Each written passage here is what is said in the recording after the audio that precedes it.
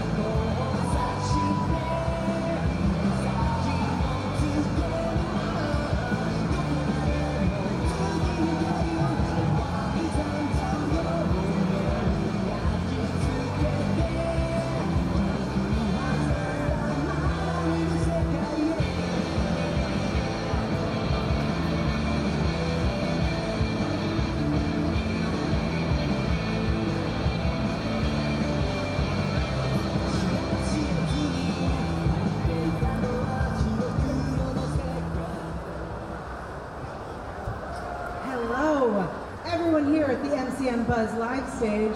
How are you guys doing? I said, how are you guys doing? All right, that's close enough.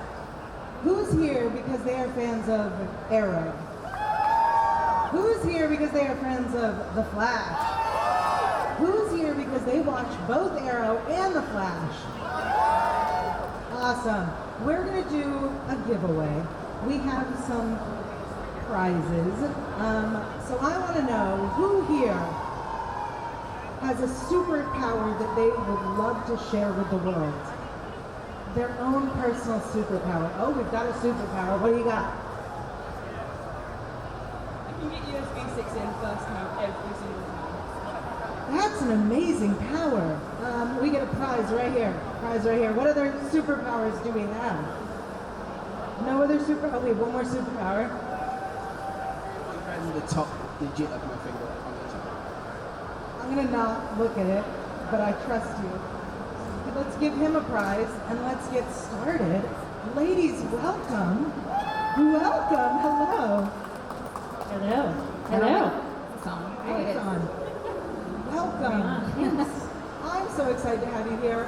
They're excited to have you here. We're happy to be here. Yeah, very excited. This is great. This is like still waking up a little bit, but Yeah, jet lag is real. Yeah, it's early. yes, a little bit. Is this your first time here? Yes, for me. To this convention? Yes. Yes, first time. Are you having a good time? Yeah, well, we're Yeah. just getting started. We're just getting started, but so far so good. Great. So far, I've set the bar real high. Yes. Okay. Let's jump into Arrow and Flash. The fans are super excited. You both play strong, amazing women on both shows. It's because we are strong, amazing women in real life. I'm going to agree with that. I'm gonna third that. What is your favorite thing about your character? About your strong, amazing character? That's a hard one. I don't know. Like I kind of feel like, you know, when you get a chance to inhabit a role, you really try to embrace all aspects of that role and you try to remove any judgment. You know, for me, I play a character that kind of is questionably immoral at times. What? But I don't know. I've kind of come to like embrace this side of her, and I'm sort of putting in my bid to see another side of Amanda Waller. Like I want to have that moment where like Amanda Waller takes her bun down and sips a glass of wine and kicks off her shoes. But so far we haven't had that opportunity. I also really want to see that. I feel like the fans want to see that too.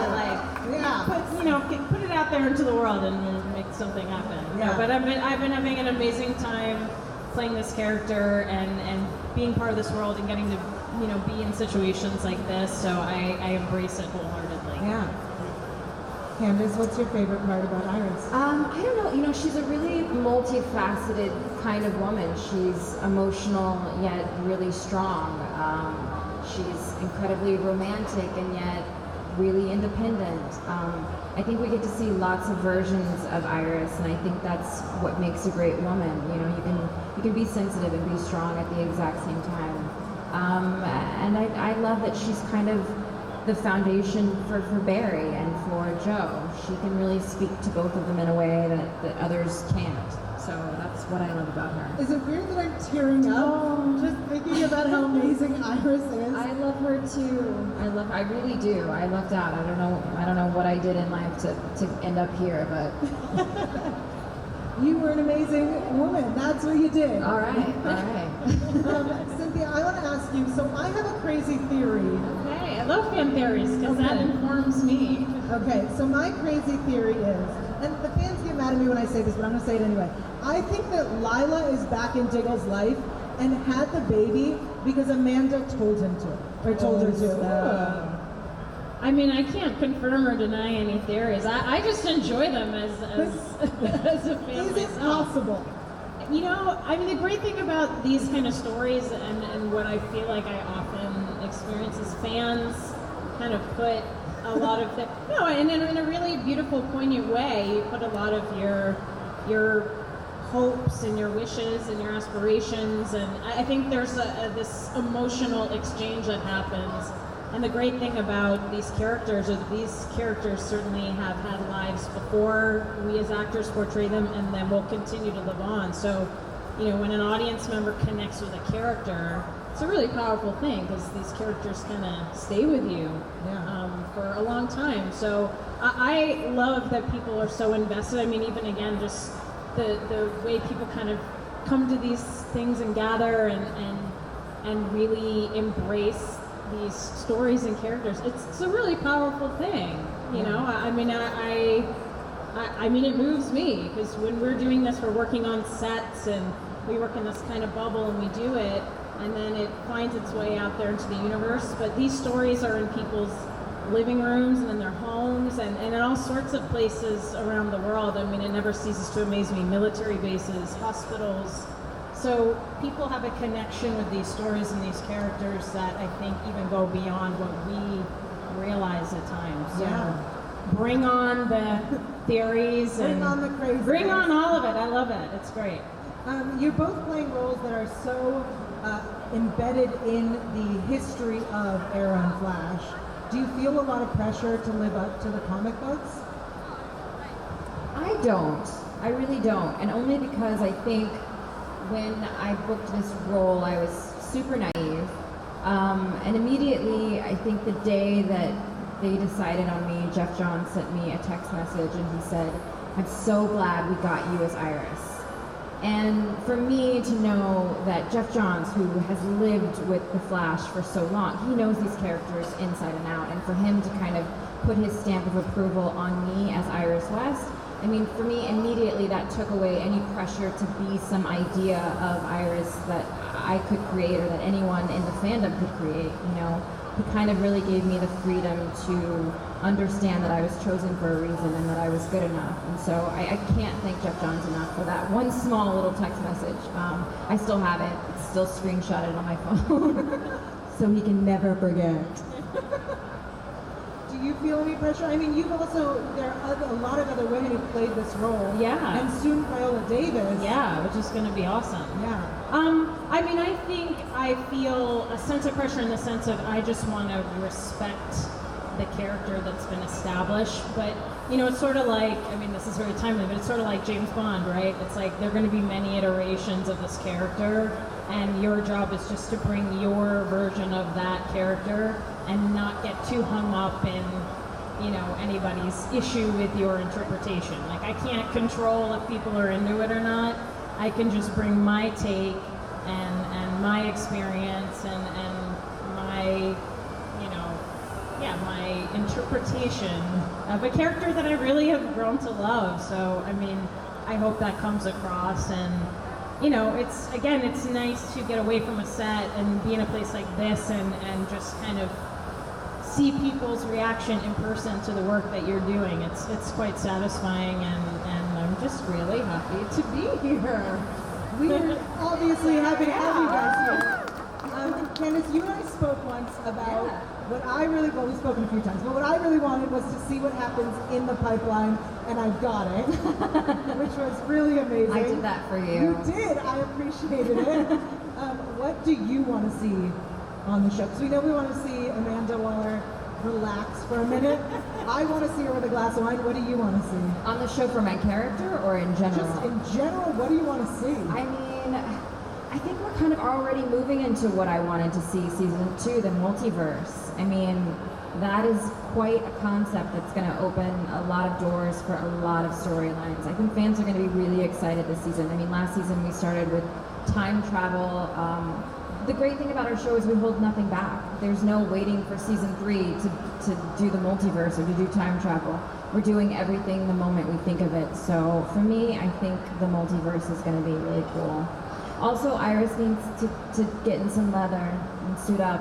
I want to see that. Agreed. You should have suited up here.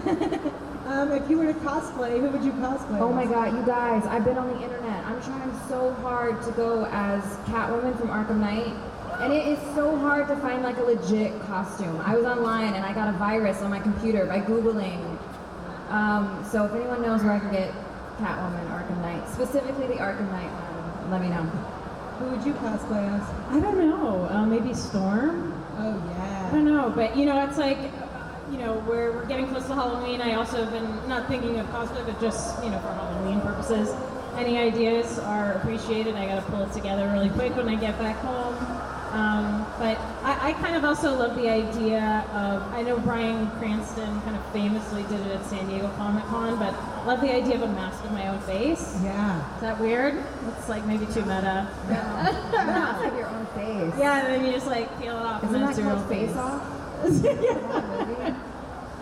Awesome. I know that there are some fan questions that we have to get to. So I'm going to take it to the fans. Yeah. Take it. You ready? All right, we're going do to start it. right here. Hi, good morning. First and last question, Cynthia. It's really nice to have you here. Oh, thank you. And one of the things I love about your character is that she always gets everyone else to do her dirty work for her.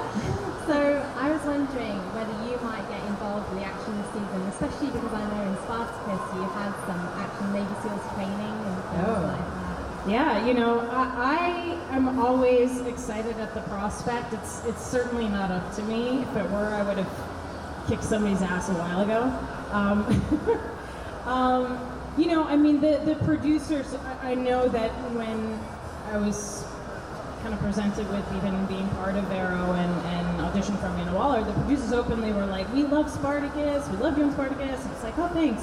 So they are well aware of my capabilities, although my sword training is super rusty and probably wouldn't be appropriate for this world. But I would love to get in there and scrap. I don't know if character-wise it's appropriate, because the whole idea is that I have other people do my bidding and I keep my heels clean and my hands clean. But I would love for that to happen. So again, you guys put it out into the universe and maybe somebody will hear it and get an idea.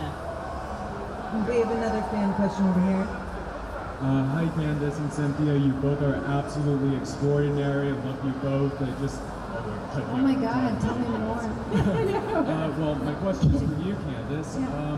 What I love so much about The Flash is that it's not just Barry that's the hero, it's a team of heroes. Cisco, Caitlin, Iris, Joe, all of them. And whether they were a hero before or after the particle accelerator, my impression is that Candace always had that innate heroism in her, that she always had a drive to do so much good and help people. So my question for you is, where do you think that really came from for Iris? Do you think, growing up with a cop as a father, did there was some other factor?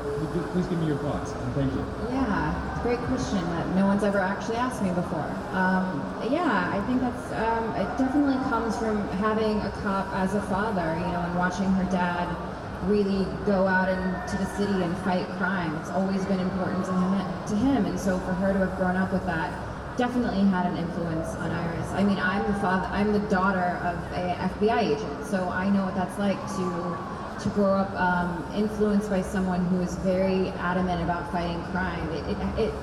It moves you in a way, and I think that definitely had an influence on Iris. Also, that's her city. She loves that city, and she's very passionate about keeping it safe in her own way. She may not have superpowers, like you said, but I think that's what makes Iris so relatable to the audience. Is the audience doesn't have superpowers either, right? So it's about how you can be an advocate for your city and for your friends and for your town without being a superhero. We have one more question over here. Hi, I was just wondering if you think that your two characters will ever meet and if they did, what do you think they'd be like together? I don't know, we were asked this earlier, so maybe, maybe it's something for the folks, the producers to consider, but there's a lot of overlap. Certainly with, we've got Arrow, The Flash, and then Legends of Tomorrow coming up, and there's always a potential for crossover. We've done a Flash Arrow crossover episode, and yeah, I don't know. I mean, it's like give the people what they want, right? Give people what they want. That's what I've always said. I don't know. It's everything is possible, right? On our shows. There's nothing that can't be done. It's just a matter of when and where and how. I don't know how our characters would interact. Yeah. It's gonna make sense too. I mean, as much as as much as we would love to see characters hang out with each other, it does have to make sense in the universe. So, I don't know. Nice idea, though. Isn't it possible? Amanda obviously knows about Iris, right? She knows everything that's going on. I know everything. So it is very On the possible. record. Yes, it's very possible. My head is spinning with theories now. With that Lila theory, if we connect it to Iris. I love the theories. I'm going to connect it, guys. There's going to be a billboard. Iris is nosy as hell, so she's always digging into something, so who knows? Iris might even know about Amanda. It's possible. That is mind-blowing. Wow. Thank you guys so much for joining us. Thank you, everybody. Thanks. You guys are awesome. Of course, you guys are signing autographs, taking photos with people all weekend. Yes. Thank you so much for joining us. Thank you, everyone who's here. We will be doing more interviews live right here on the MCM stage.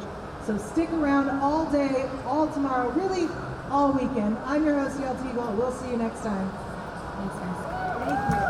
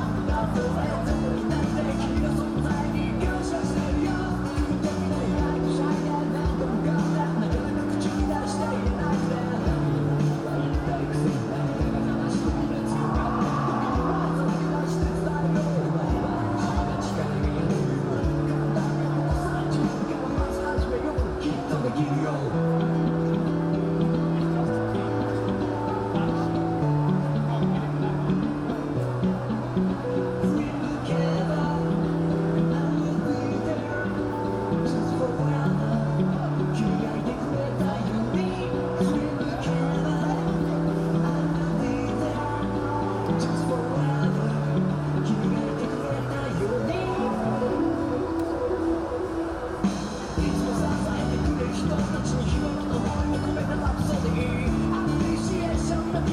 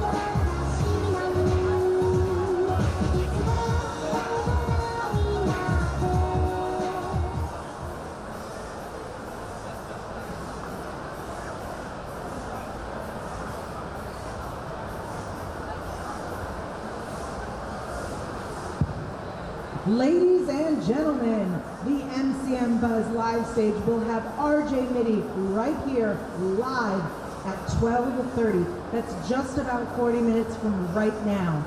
If you are a Breaking Bad fan, if you've ever thought, I should watch Breaking Bad, get to the MCM Buzz live stage now. Grab a seat, join us. We'll be probably doing giveaways because we've been just giving stuff away all weekend.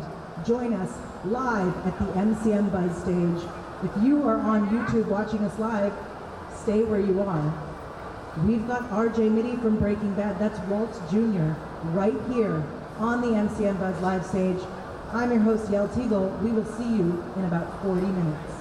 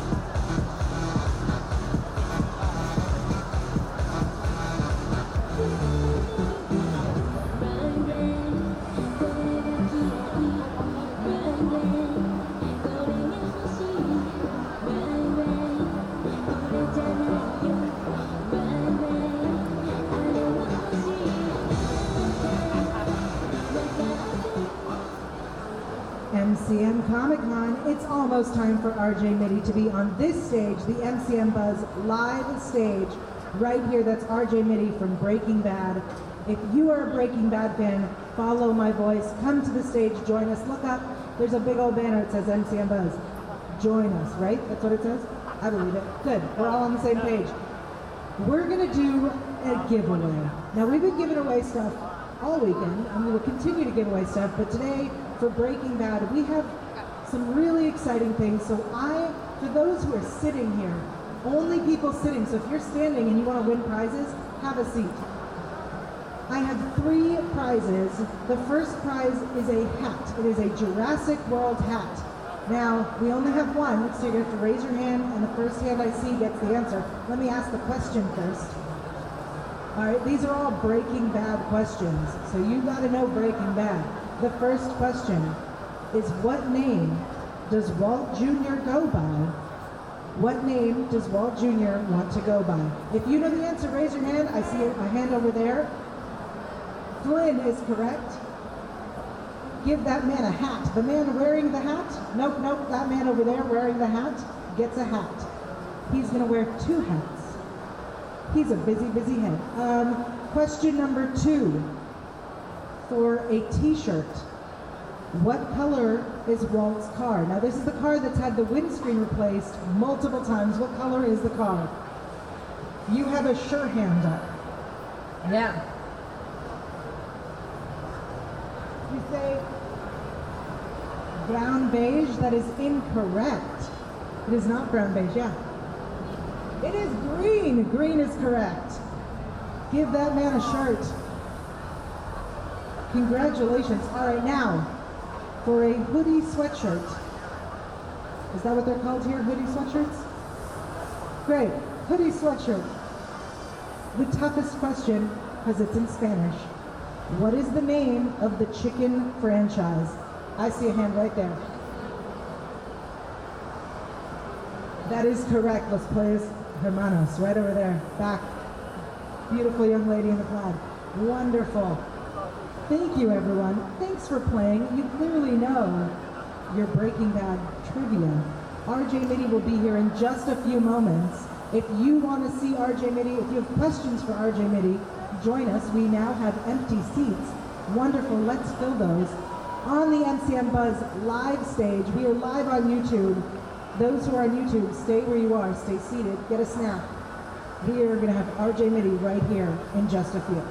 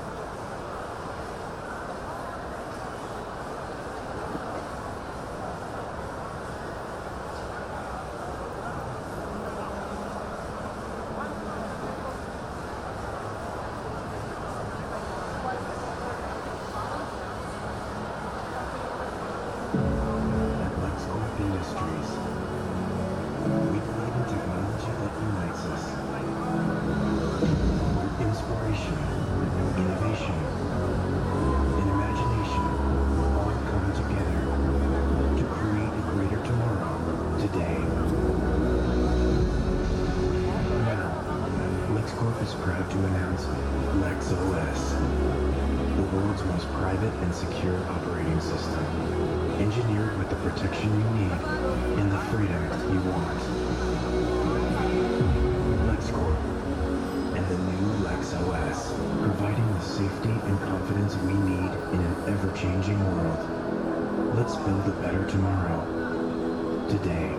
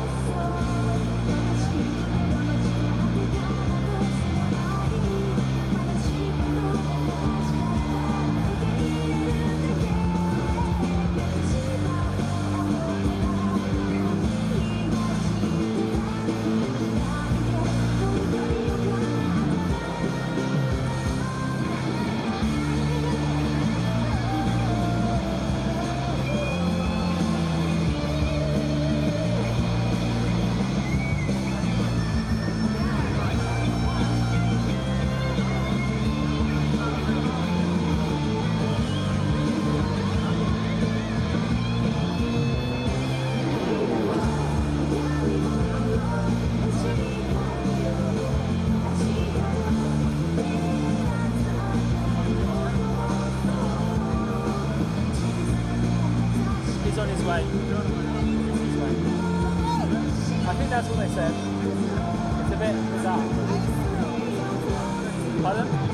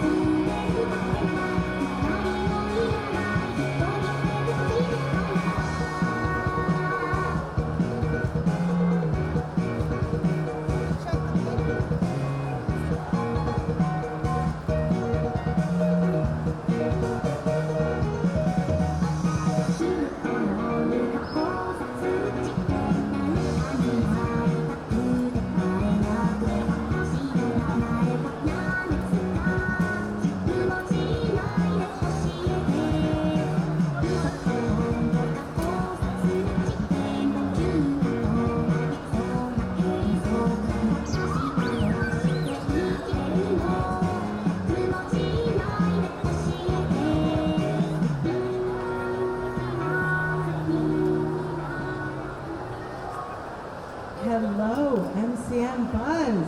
Hello, MCM Comic Con. This is the MCMBuzz live stage. I'm your host, Yael Teagle. I am with RJ Mitte. You may know him from Breaking Bad. Do we have Breaking Bad fans here? Where are the Breaking Bad fans? Make some noise. You know what?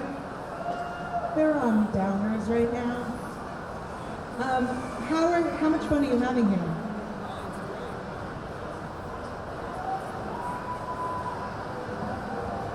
He said he's having a great time. For those who are waiting, let's switch. I think You got it. I think you could probably, yeah. Great time. It's been amazing. I just got here about 2 hours ago to England. So I'm going. I can't complain. It's great people, and I love actually coming to the MCMs. You know, we have an amazing group of people here that are really fun, and it's definitely a pleasure because I enjoy this coming to the cons and seeing friends and seeing people that are always working. And this is the thing, is in this industry we're all working and we're constantly pushing forward, so when we're able to come together, it's a good excuse. So. Breaking Bad ended a few years ago, but it's still one of the top shows. People are still buzzing about it. People are still loving it. Yeah, I know. It's really we're very lucky to have it for what it was. You know, in the beginning, a lot of people didn't watch Breaking Bad. They didn't like the show. There was a very negative response in the beginning.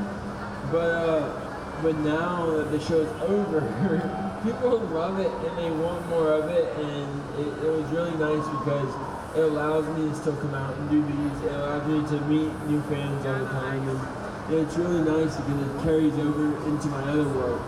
And when you have work and you're working, it's like any job. It's a lot easier to get a job while there's still the other one going. So it's been a big help in still pushing and driving my career. So.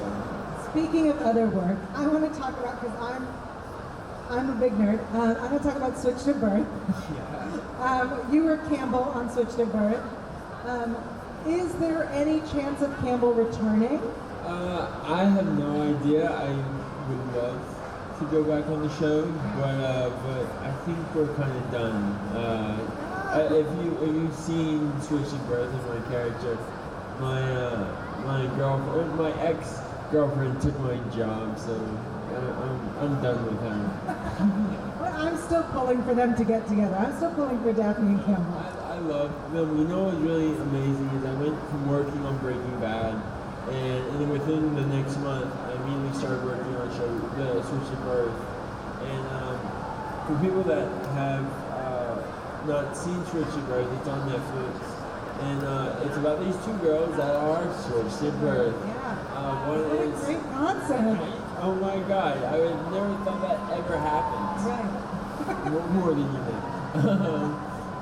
But one is deaf and one is not. And growing up, having a deaf daughter, not me, but in the show, they knew when we were custom, and the other family was not. So when they switched, it caused this drama, it caused this new understanding, and it was a really great show.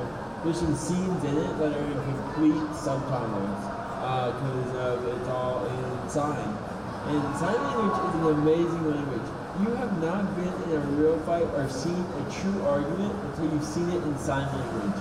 It's extremely aggressive, it's really scary, and you can't tell if someone's about to get hit or if they're talking. Like, it's really a gray area. Did you learn any sign language while you were on the show? I did, but I know it's You learned both your sign language? It's mostly dirty. It's some dirty signs. You are always learning new things when you are working on your shows. You seem to be able to adapt to any situation that you get put in.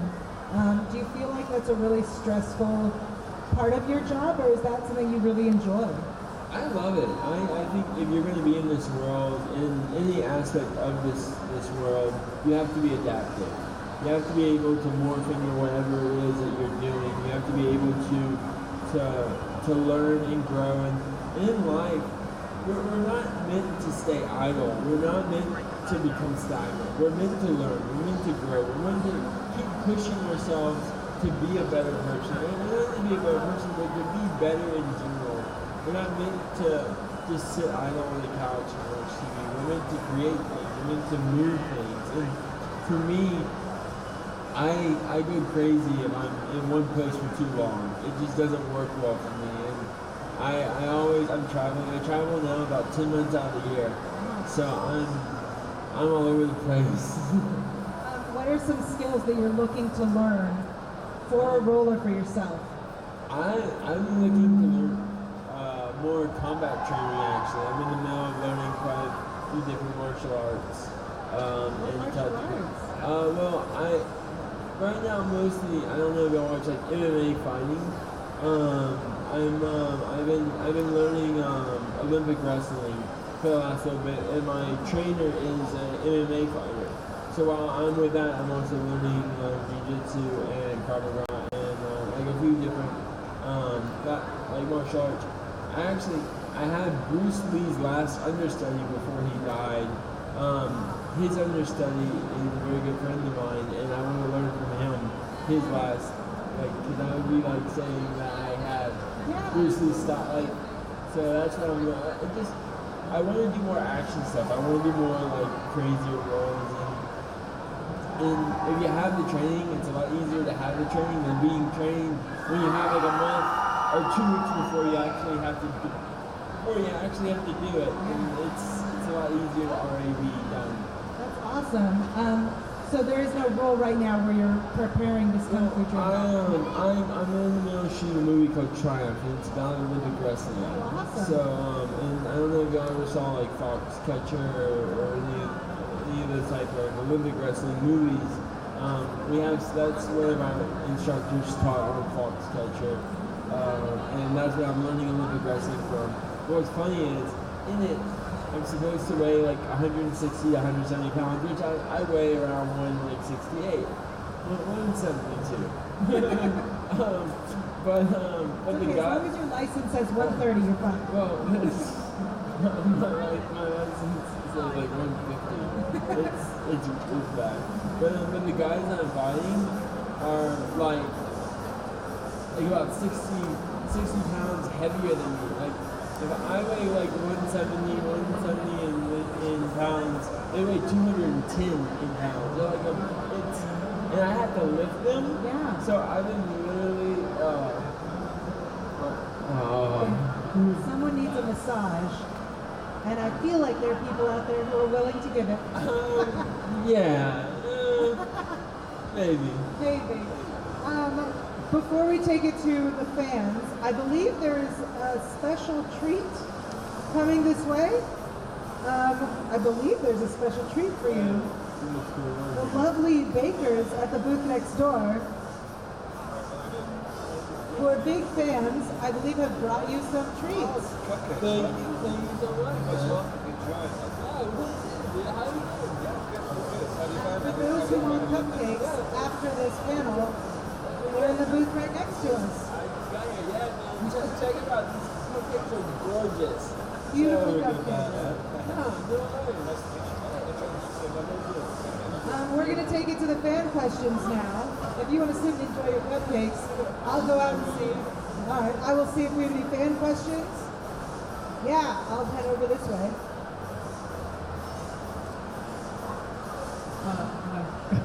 I just wanted to know, how did you feel about the ending of Breaking Bad, knowing that was your dad? Well, I love the ending, and I loved it for a number of reasons, because first of all, it had to end. The show needed an ending, and a lot of shows don't get an ending. A lot of shows just get cut, and then a lot of questions are left unresolved, and that's sad. And I was really hoping that wasn't going to happen to us. And it very likely could have. There was a lot of things that could have happened where the show would have never been finished. And it was going to almost be finished as soon as at the ending with Gus. And that could have been the end. And that would have just been horrible. But I thought everything that had to happen did happen. Walt was a really evil person. I don't think people really understand the gravity of what he was doing and how bad and how many lives he was destroying, because it wasn't just a couple hundred. He was destroying millions of lives. and I think that what he did in a weird way still kind of resolved him. At the same time, it was coming for him, and he had no choice but to accept that fate.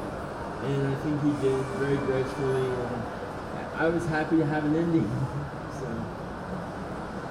I have a question. While I'm taking their questions on. Is there any chance of an appearance on Better Call Saul? Nope, I'm done. We're done this year. That whole saga is over. The show itself. I'm saying that now, but you know these studios, they love to make money. So I mean, who really knows? But for me, as my character, I will not be a part of Better Call Saul. That is its own world. That's its own entity. Saul had a life before Heisenberg. Saul had many criminals that were paying him to be their lawyer for a long time. So, but I would not be a part of that world. All right, we have another fan question. How's it going? I'm just curious, when you came to making Breaking Bad, did you get much input to the show, or was it very, you will do this? Yes and no. As an actor, we always have input. This is the thing. If anyone in this room wants to be an actor, you always have input to your characters because you are your character. You don't have to do what they tell you to do.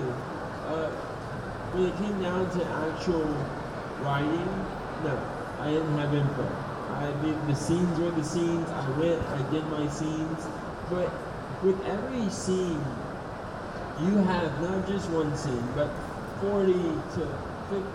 You have hundreds of scenes inside that one scene that you can play into. But that's your job as the actor is to discover and peel back those layers of those scenes and find which fits the right moment. And for me, I don't need a lot of words to say a lot for a scene. I actually prefer a scene to be quite quiet and calm versus talk. Now let me talk. Like, for me, that doesn't really work as an actor. The scene is let it organically grow, and with Breaking Bad, we had the time to grow. We had the time to create these characters, take these pauses, and let that scene build tension. And that's life. It's like not everyone has to fill their time talking, and but.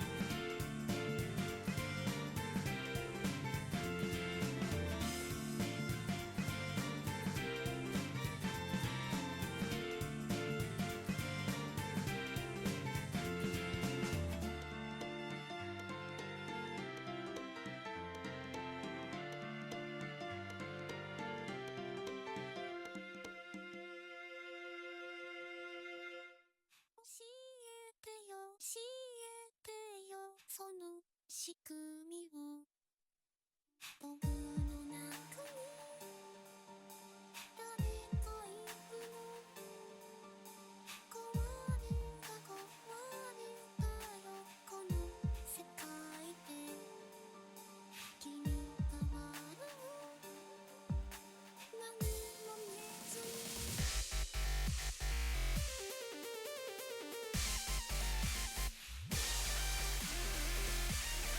「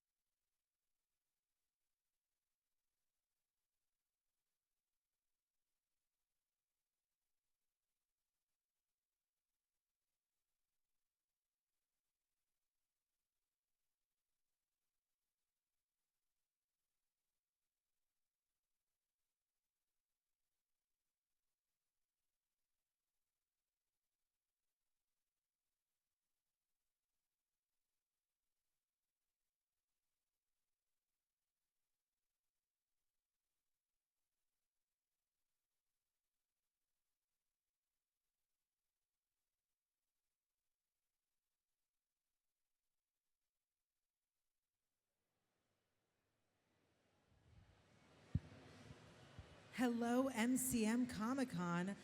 If you can hear my voice, head over to the MCMBuzz live stage because we have Todd Haberkorn, I believe. I believe there are some fans of Todd Haberkorn here. I believe people love Todd Haberkorn right here at the MCMBuzz live stage. We will have him here in just a bit.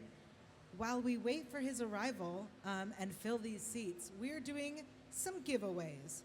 I believe we have prizes that we are going to be handing out. Very simple questions. Questions along the lines of what's your favorite color, but better than that. Better questions than that. So I'm going to ask, because we have Todd coming, and Todd does some voices. Does anyone here do any fun voices? You do a voice. I'm going to bring the mic to you. We're going to hear this voice. And if it's a fun voice, you're going to get a prize. Speaking of like a holic, I mimic Melkana a lot, so it's like, bring me a socket. Because of that sound we heard, I'm going to say yes, this one gets a prize. Absolutely. Fun voices. Anyone? Fun voices? You do. Sit. Only seated people participate. Have a seat. Wonderful. What voice can you do? Smeagol from Lord of the Rings. They took it from us. Filthy hobbitses. Gollum. That was actually great. Fantastic. Give him a prize. Other voices. You do a voice. Haruhi from Oran. Who are you calling Haru-chan? Excellent, excellent. Any other voices? Fun voices? No? All right. Let's see. Other questions. If you could have a superpower, what superpower would you have? That's a good one. Would you fly? Would you be invisible? Would you shoot lasers from your eyes? Superpowers, anyone? Yeah, someone in the back has superpowers. What superpower would you want? I'd like the instant transportation from Dragon Ball Z. That way I can have longer in bed before I go to work. That is an excellent, excellent power. Give her a prize. I saw one over here. I'd like to fly because I wouldn't be late for school anymore.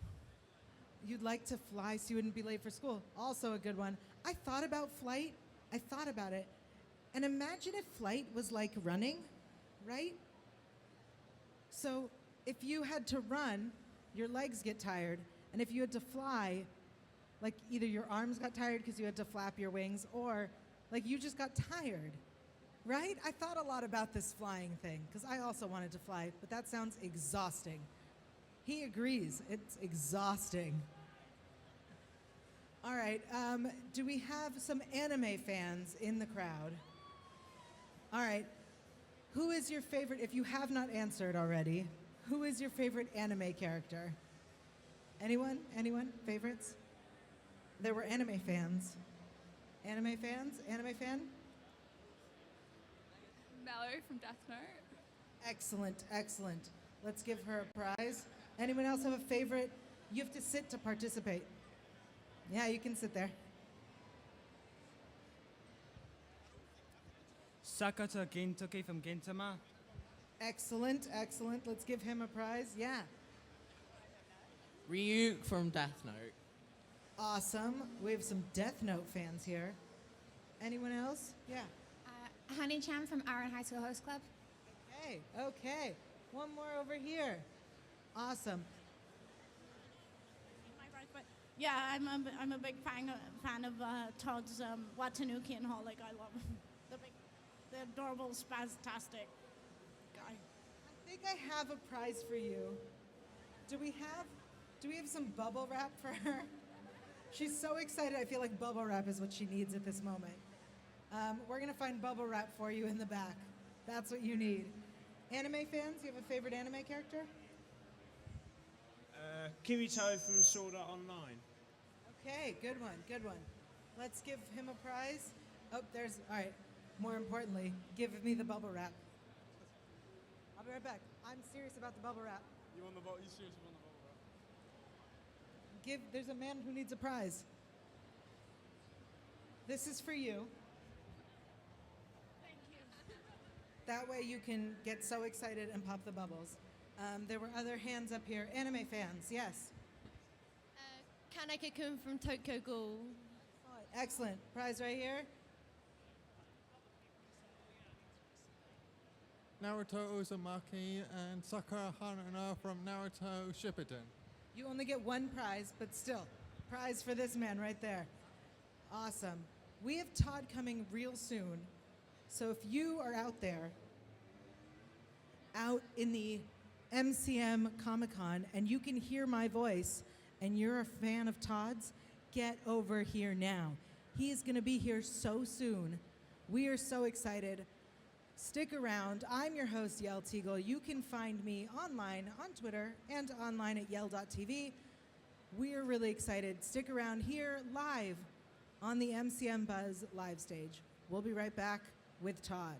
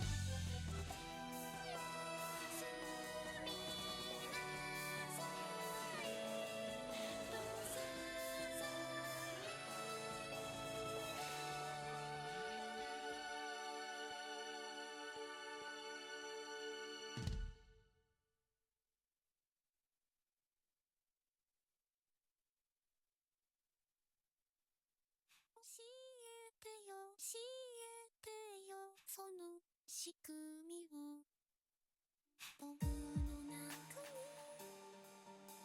誰かいるの壊れたよこの世界で君が笑う何も見えずに「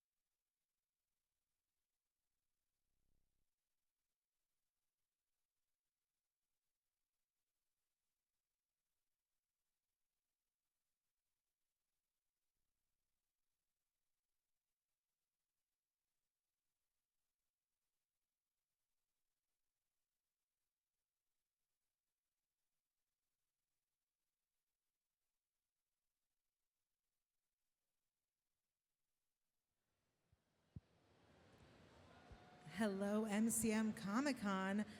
Those of us who are sitting here eagerly waiting for Todd, he is on his way. He's running a little bit late, which is understandable. He's Todd. He's pretty amazing. He can take all the time he wants. Am I right? Yeah, I see nodding. I prefer cheering, but nodding I will accept. So if you are here for Todd Haberkorn, let's make some noise so he knows that we're here. Do we have Todd Haberkorn fans here? That way he can hear us and he knows to follow the sound of the screaming girls. Always the best way to go. Those who are not sitting here right now, if you can hear my voice and you love Todd Haberkorn, get over to the MCMBuzz live stage. We are live streaming on YouTube right now. If you want to be here, if you want to ask your question, get to this stage. You are lucky that we're running a little late because you have time to get here. So get to the MCMBuzz stage. There's a big MCM banner. If you look up, follow that sound or that image, follow the sound of my voice. One more time, let's hear the screaming girls. Follow the sound of the screaming girls because we are having Todd Haberkorn right here in just a few. Thank you.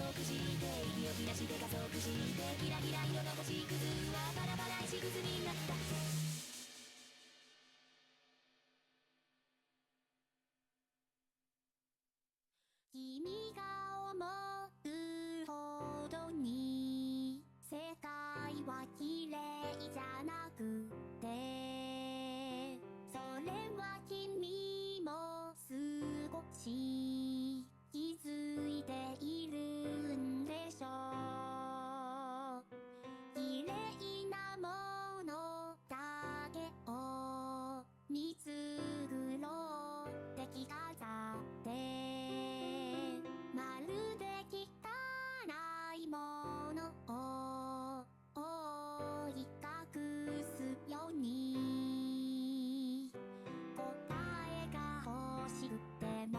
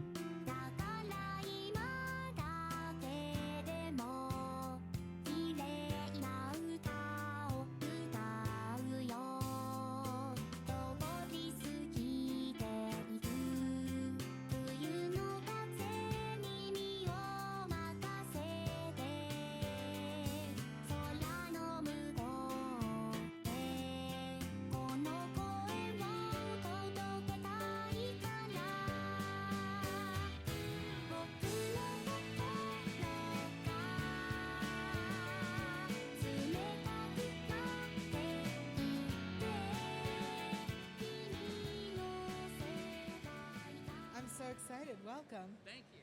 Everyone, the man we've been waiting for, Todd Haberkorn.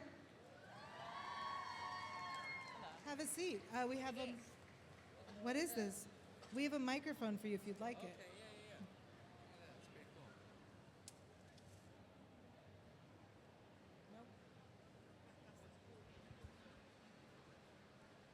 There you go. Thank you. Hi, everybody. Welcome. Hello. Hi. How's it going? Deliciously. That's great. I just did a very quick Q&A. Yeah. And so we were doing photos, and then we had to rush over. Like, the timing is so tight here. They're like, okay, you're doing photos until 1 o'clock. Then from 1 o'clock to 1:30, you've got a Q&A. Well, the Q&A is about a mile from here. Right. And so they don't factor that in. So then when we show up, it looks like I've just been partying, and I'm like, I'll get to the Q&A. I got to drink first. How was your drink? The air was good. Yeah. Delicious. They really just want you to exercise. You know what? I need to, let's see how many steps I've done today. Yeah. Now, I've only been awake since 10:30 because I slept through my alarm. Let's see. How many steps do you think I've taken? It's not a lot. I have absolutely no idea. 2,834. That's not a lot. That's, I think, more than I've done. I've been sitting on this lovely couch. Okay, we'll go with that. Yeah. It's only So, like a mile good and a half. job. I'm trying. We're halfway through the day. You still have the rest of the day. Yeah, no, I want to get out there and like go shopping. I want to go shopping, yeah. Yeah. Look around at all the toys and use the biceps to pick up the action figures and pay for them and put them in my bag, yeah. So, everybody out here, this is like a wild, I feel like we are post-tornado. I feel like we were in a building that had walls and a ceiling. The tornado came by, blew it away, and we're just trying to make the best of a situation. You mean because we have just couches and a backdrop? One backdrop and this space. Yeah. I feel very exposed. I'm sure no one here minds. Well, some of you are giving me the stink eye. Are you having a good time here at Comic-Con? It sounds like you're having the best time. I have the best time wherever I'm at because well, first of all, I don't have a hand like Krampus, so Yeah. already I'm winning at life.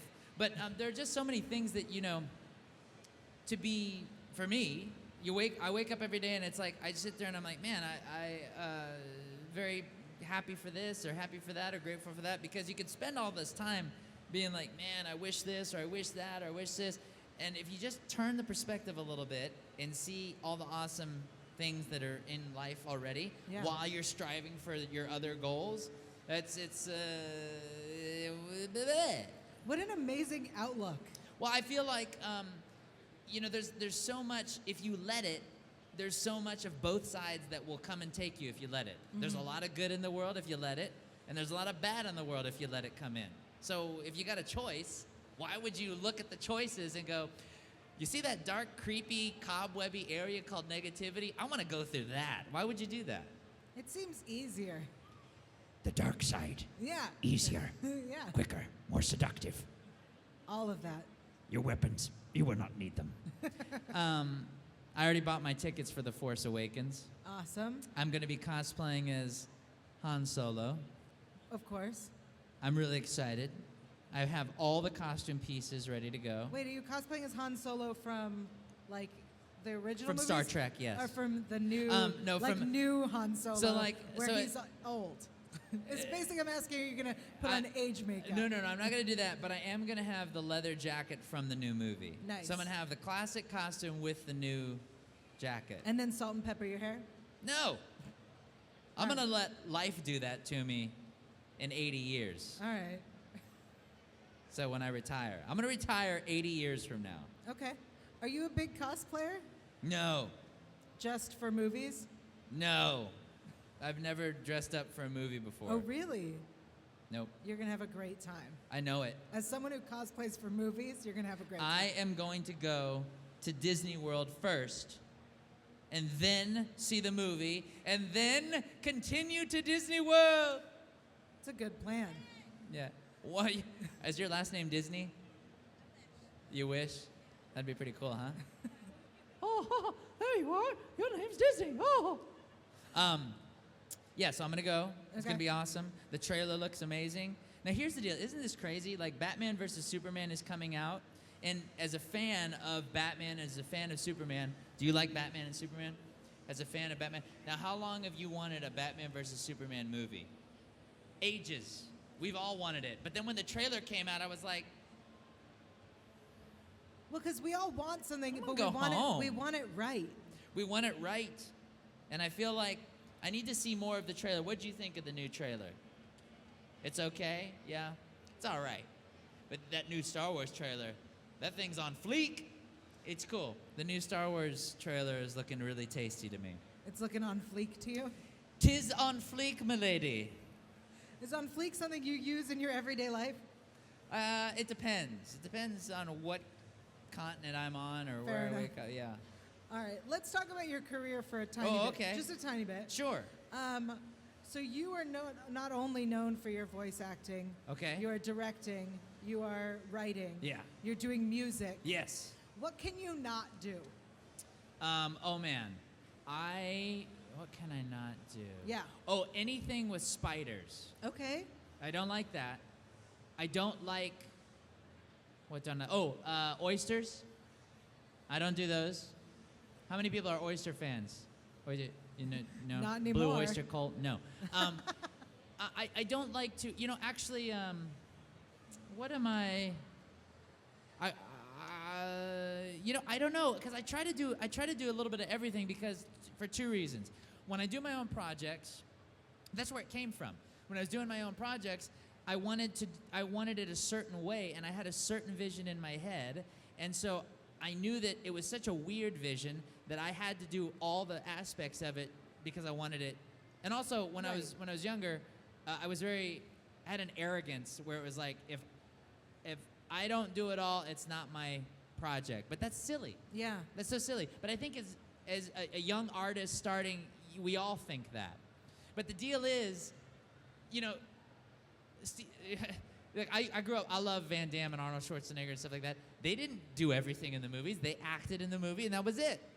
Someone else shot it. Someone else wrote it. Someone else did, and it was still Arnold's, thing. Right. And so I did things out of necessity, but also because as an artist, as an actor, when you know how those other things in entertainment work, it informs you, and I think it improves and helps your abilities and your talents and things like that. Yeah. When you know what a director's looking for and how they're going to approach something, or you know what a cinematographer's looking for when I'm doing movies and stuff like that. So it just helps me, and I love to learn. And when I was a kid, I would learn a lot when all my friends were out going on dates, and I was sitting in my room by myself. I did a lot of learning when I was in my room by myself. That's important. Yeah, because I didn't have any girlfriends or anything. Yeah, but that's changed now. Well, I'm making an assumption there. I don't personally know. Well, I mean, all right. Listen, if you put niceness out there, sometimes you get niceness back. Yeah. That's all. I believe it. All right, before we open it up to fan questions, because I know we have some, so fans, why don't you line up in the center? That'll make it easier.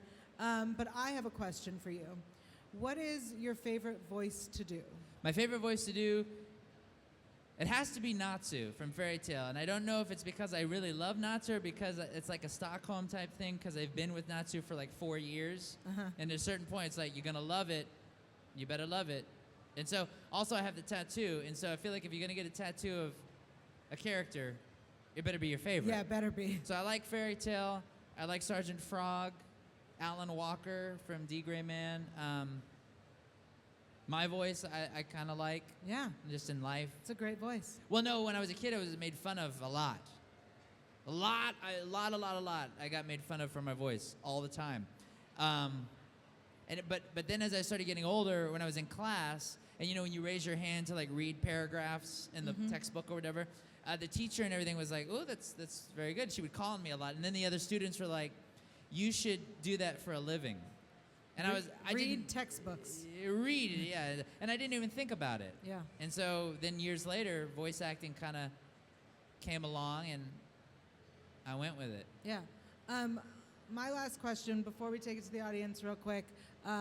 If you had some piece of advice for someone who wanted to get into voice acting, what would it be? If I had some advice for somebody, well, if you are in my same vocal range, do something else. Good advice, good advice. Or if for people that want to get into voiceover, I would say you got to educate yourself. Learn. Because like you see these great, like for example, a guitarist like Jimmy Page gets on stage. I love Led Zeppelin. But Jimmy Page doesn't go up there and be like, okay, I'm going to pick up the guitar for the first time. They play all the time, every day. They're always playing, and they're always improving. They're always learning. It's the same thing.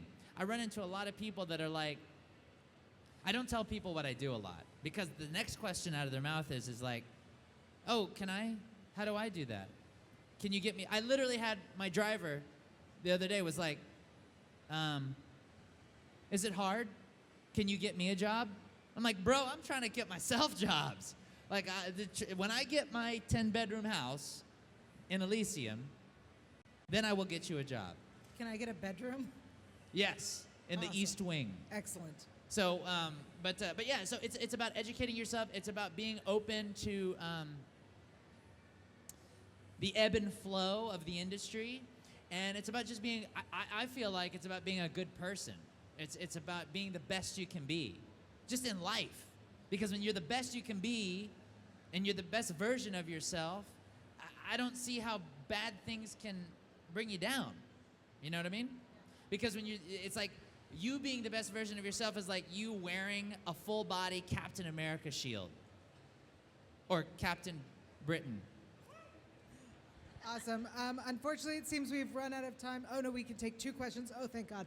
Okay. Oh, okay. I'm sorry. I thought this girl was going to kill me if I didn't get her question. So we're going to get her I would question. love to see a homicide happen in front of my eyes. Thank you. Not necessarily with you, but just in general. Like, oh, I haven't seen that in a while.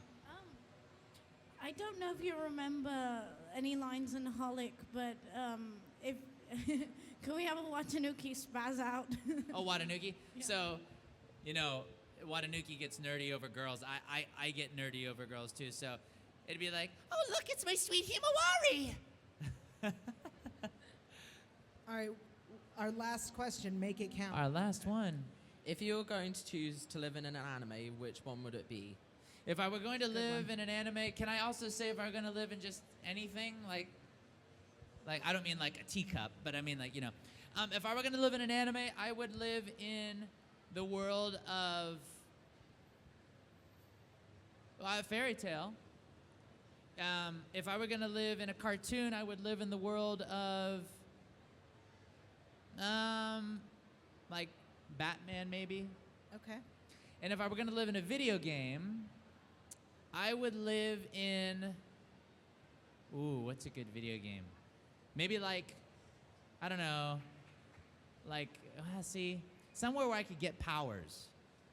I love that you're like really like analyzing your options and like, well, if I lived here, I could do this, and if I lived there, I could do that. Now I gotta weigh these options. I love that. Well, because like hey, listen, I read comic books, I play video games, I watch cartoons. Nerd. I do all those things. When you walk into my studio, and you look to the left, I've got 3 complete series box sets waiting to be busted into. I've already seen them, but one is Dexter. Yeah. It's a great show, eh? One is Smallville, which Tom Welling, that's a handsome man. He is a handsome man. Then the other one is the Adam West Batman series. Oh, so good. Good one, old chum. Yeah. But, and so I've got those shows there. And so I just love all that stuff. How many people love Scott Snyder and you like read Swamp Thing or you read Batman? Anyone a Swamp Thing fan at all? Like I wasn't, but I was like a huge Swamp Thing. One guy. That's probably you're related to Scott Snyder. That's cool. But Swamp Thing is awesome. I just finished reading all 40 issues of the current thing. It was really, really well done. And if you guys like comic books, Batman. Bruce Wayne is not even Batman anymore. I'm telling you. Bruce Wayne has been Batman for like 75 years, give or take, when, Azrael came and was Batman a little bit, and then like not Jason, but Dick was Batman for a little bit when Batman was fighting his way through time, as you do. Right, of course. Yes, Batman. But he's not Batman anymore. Do you know who Batman is right now? I'm gonna be honest, I do not. Okay, can I tell you? Yeah, please. It's a spoiler. Spoiler alert. All right, we're done. Go. Okay, Jim Gordon. What? Jim Gordon is Batman. My mind has just exploded. Guts all over the camera. Disgusting. And all in the crevices. But but anyway. Awesome. Thank you so much for joining us. Thank you, everybody who came out. Thank you, a guys. round of applause. Thanks for being here. Hi. Oh, hello. Hi. And of course, as you know, we are live here on the MCMBuzz all weekend long. I'm your host, Yell Teagle. I'm online at yell.tv. We'll be back for more interviews later today. Saul Rubinek is here. Stick around, guys. Yeah, and I'll be signing right on the other side of our remaining tornado wall. Yeah. Yeah. Bye, guys.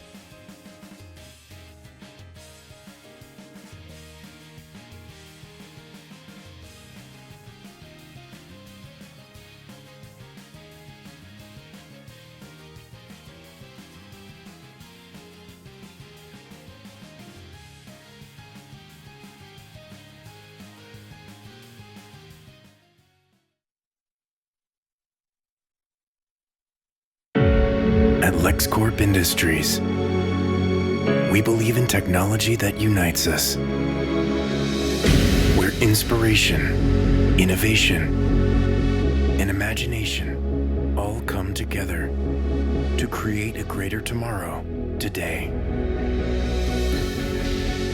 Now, LexCorp is proud to announce LexOS, the world's most private and secure operating system, engineered with the protection you need and the freedom you want.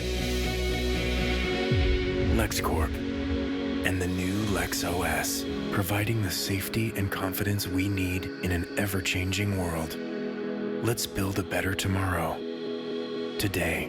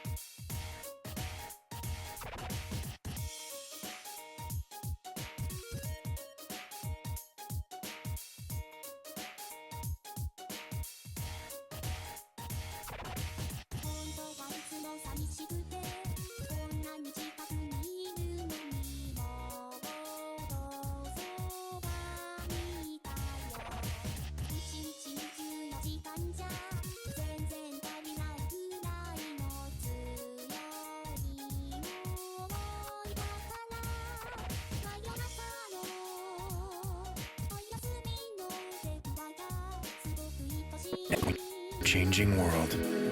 Let's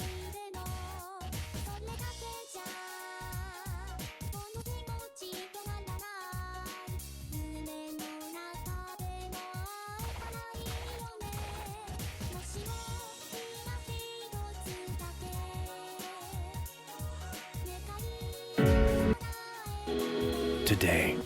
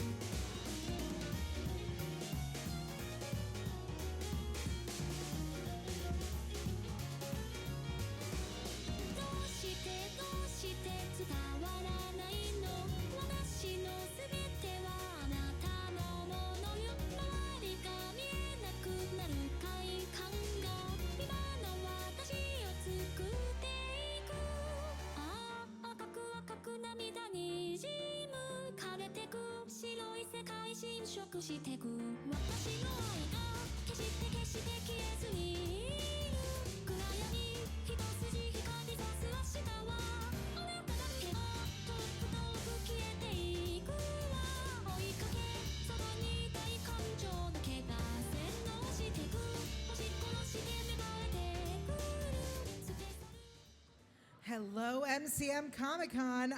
If you can hear my voice, get over to the MCM Buzz live stage. We have Warehouse 13 star Saul Rubinek coming up in just a few right here on the MCM Buzz live stage. If you are watching on Twitter, stay seated. Go get yourself a snack, actually, a small snack. We have time for that. For those who are here in the audience, we are doing a giveaway. It's a very simple giveaway. All of the questions will be very simple. The first question is, what is my favorite color? All great guesses. That's not a real question. The answer is bright, bright pink. Oh, she got it. Hot pink. Good job. Real questions. Let's ask some Warehouse 13 questions. Who here is a fan of Warehouse 13? Excellent, excellent. That guy. If you could find a magical artifact, what magical artifact would you want to find? Ark of the Covenant. It's been found. Yes. Something that means you could go back and talk to people that you hadn't been able to talk to in the past. So, like, if you forgot to talk to someone, you could be like, oh, I need this magical artifact, and go back and talk to them. Oh, if you wanted to meet somebody. Let's give her a prize. Let's give this one a prize.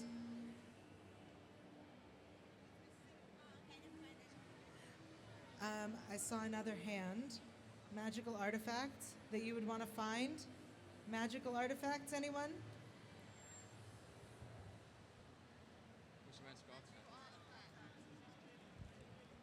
Aladdin's lamp. Ooh, I mean, that's a really smart one because then you find Aladdin's lamp and then you get wishes. Also, you bring back Robin Williams to life, which is really what I want.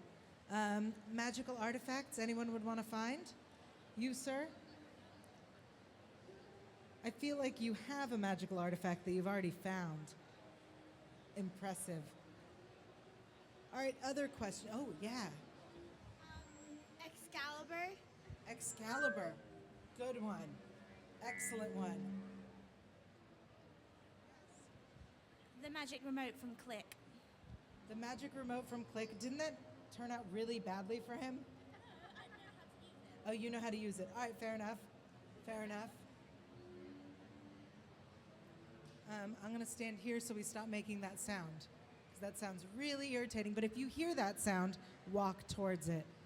We have Saul Rubinek coming out right here to this stage, the MCM Buzz live stage. If you see there's an MCM Buzz sign, it's a big banner, it's orange, walk towards it. Saul Rubinek will be sitting right under it. Well, yeah, right under it. That's impressive. If you can hear my voice, walk towards it. If you're on YouTube, stay where you are. I'm your host, Yael Teagle. We will be here live all weekend with interviews, including Saul Rubinek coming up in just a few. Warehouse 13 fans, get over here now. We will be back soon. Stick around.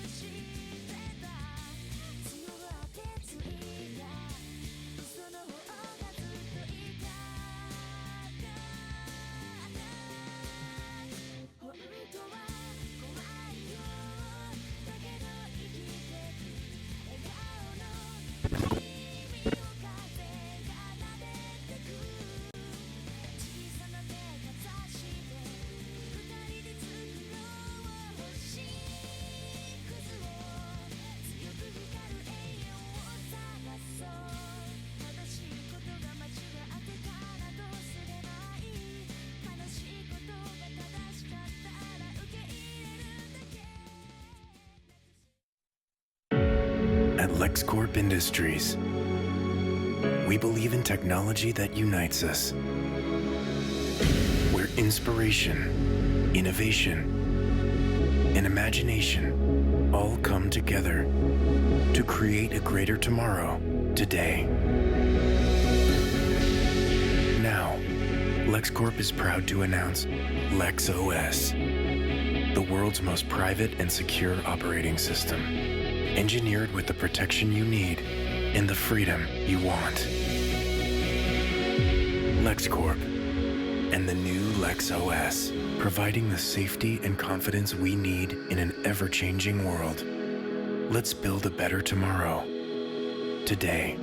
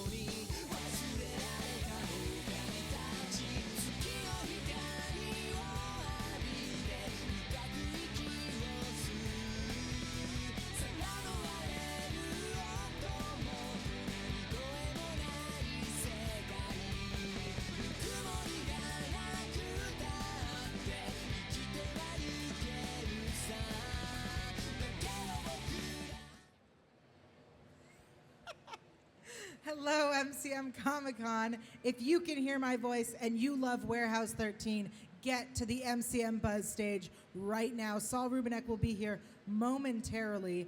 I'm super excited. You should be super excited. Do we have Warehouse 13 fans in the crowd? I see one. I want to hear you for those who can't see you. If you aren't in this crowd yet, get over here. You have time. Walk over. Hustle.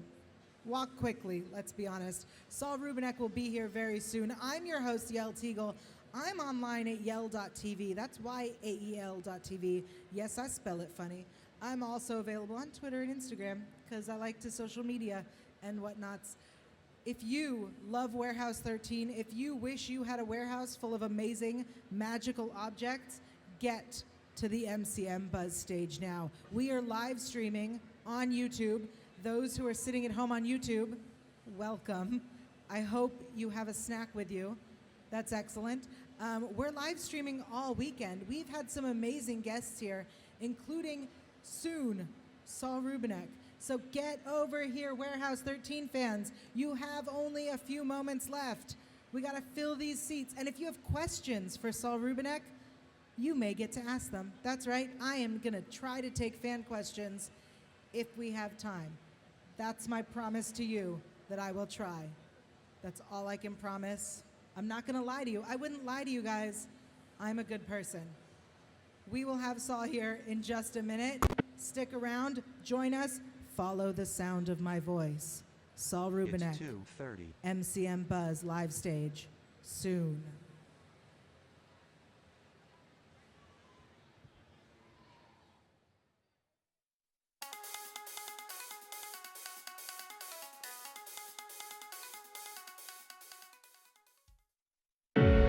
At LexCorp Industries, we believe in technology that unites us,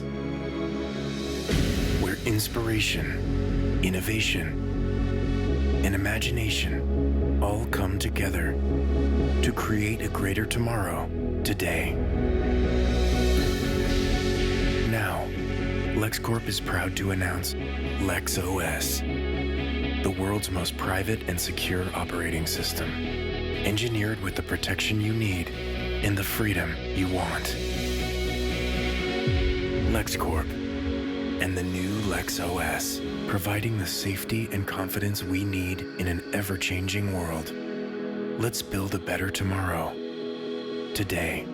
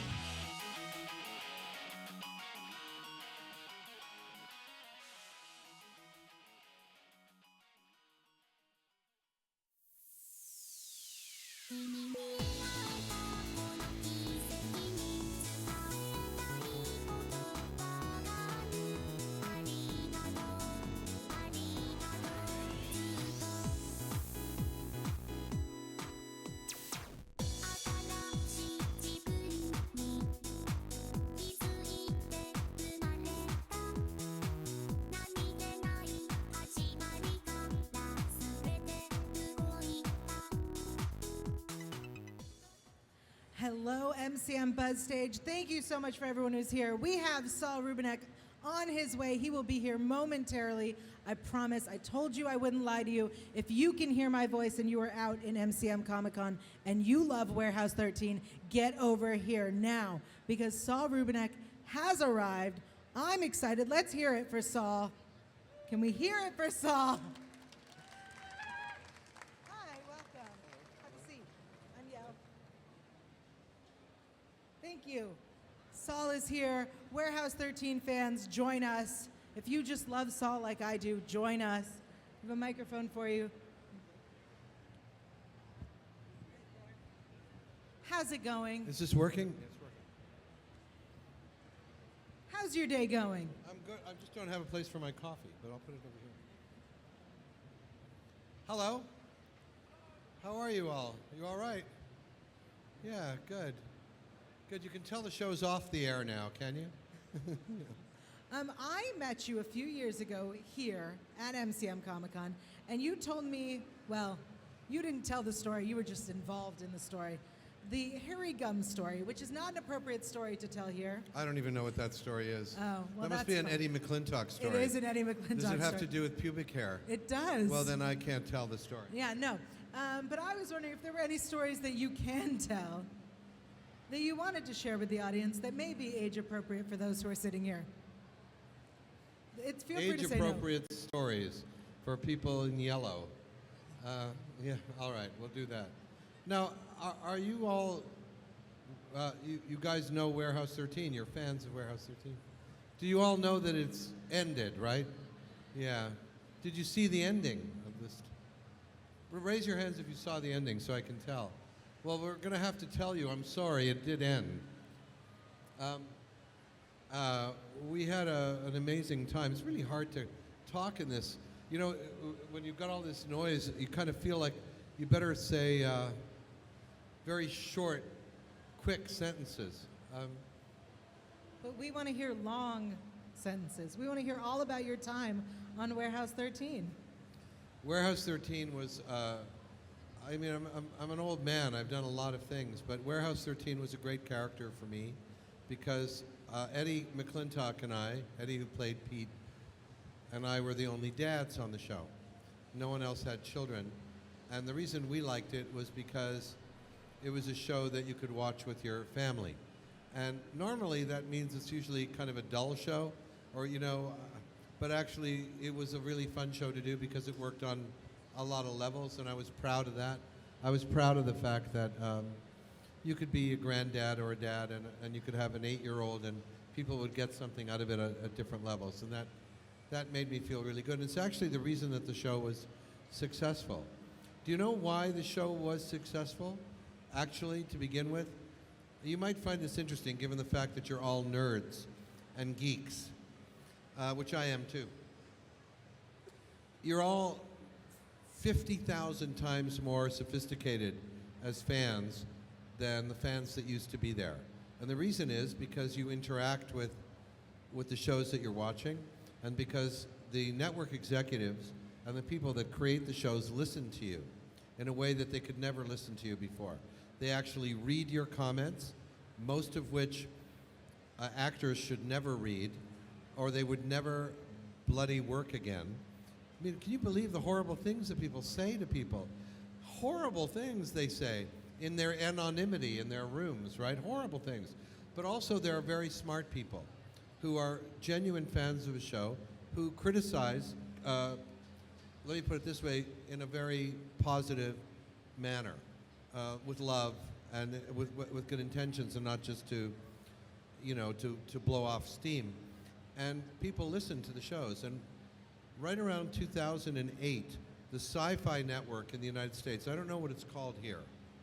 What is it called here? Sci-Fi. They have a Sci-Fi Network All right. here as well. So in the United States, the Sci-Fi Network was owned by Universal, which also owns Universal Pictures, which also owns NBC, one of the largest television networks, and also owns a number of other networks, including Sci-Fi. And Sci-Fi, which was a science fiction network, they wanted to rebrand it.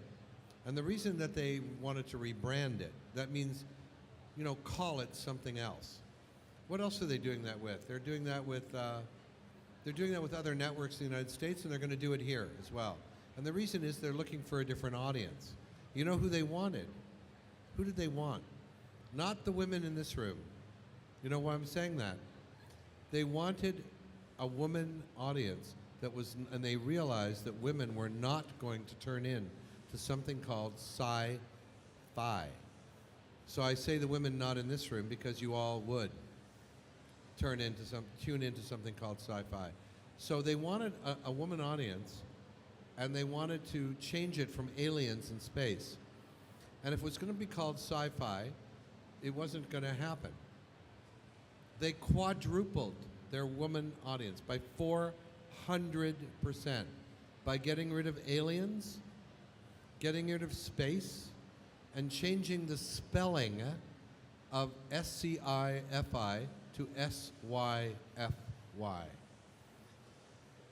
Battlestar Galactica, which is one of my favorite shows ever, and Eddie James Olmos is here, you know, one of the great actors of my generation. I watched it all. I binge watched Battlestar Galactica because I knew I was about to be on the Sci-Fi Network. When my pilot got picked up, I wanted to know what was going on. I was locked away. I'm a dad and a husband. My son was in 8th grade. He was 12 years old. My daughter was 17 years old in 12th grade, and I disappeared for 5 days. And I binge watched the entire 5 years of Battlestar Galactica because it was so, do you guys know it? Do you know Battlestar Galactica? Because it was so relevant, brilliantly written, and it was talking about our era in a brilliant way. It was making political comments about fascism, about political system. I loved it. We were doing the exact opposite of Battlestar Galactica. And we ended up with 3 times their numbers right away. The largest hit in that network's history. And the reason was women, children, families, and because we were a comedy show as well. And the other show that was on the air at the time was Eureka. I don't know if you guys... So Eureka also didn't have aliens in space and had humor in it. And I actually was on Eureka in its... There was a crossover. Well, there was a crossover when we did Warehouse, but I also, oddly enough, played a character called Arthur. And I talked to the showrunner, and I said, you know, you ought to bring me back. It was before Warehouse 13 was ever on the air. And my character, talk about a coincidence, my character on Eureka was looking for an artifact. I mean, go figure. And disappears, literally, into the artifact. And I said, you should have made that Artie. Actually make that Artie. And if the shows would have continued and they wouldn't have bloody well canceled them, then I would have ended up back on Eureka. But the reason that the show was, you know, it was kind of interesting since I was such a fan of Battlestar Galactica. When they canceled us and they canceled Eureka, they went back to traditional sci-fi, which means, you know, death by microbes, no humor, can't bring your kids to watch it. People are going to be dying gruesome and horrible deaths while having sex on the show, right? Seriously, right? I mean, this is kind of the new paradigm.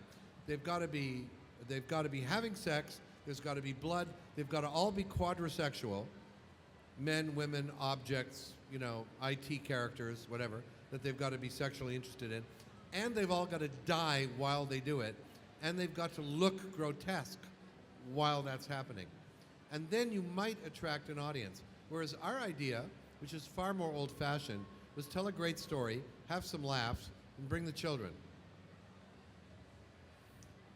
Which, you know, I like both, frankly. You know, I played a quadrisexual once, by the way. I did, I played a quadrisexual. Somebody told me that it wasn't a quadrisexual. They said I was actually a quintisexual. That is 5 different types I was interested in. I did a character on Star Trek The Next Generation, which was called Kivas Fajo, who was a collector. And I kidnapped Data. And I had the Mona Lisa. I had playing cards that still had the bubblegum smell on them. And I kidnapped Data because he was unique. This is in 1989. It was season 2. Brent Spiner, who plays Data, is a very good friend of mine. We had done theater together in New York 10 years before that.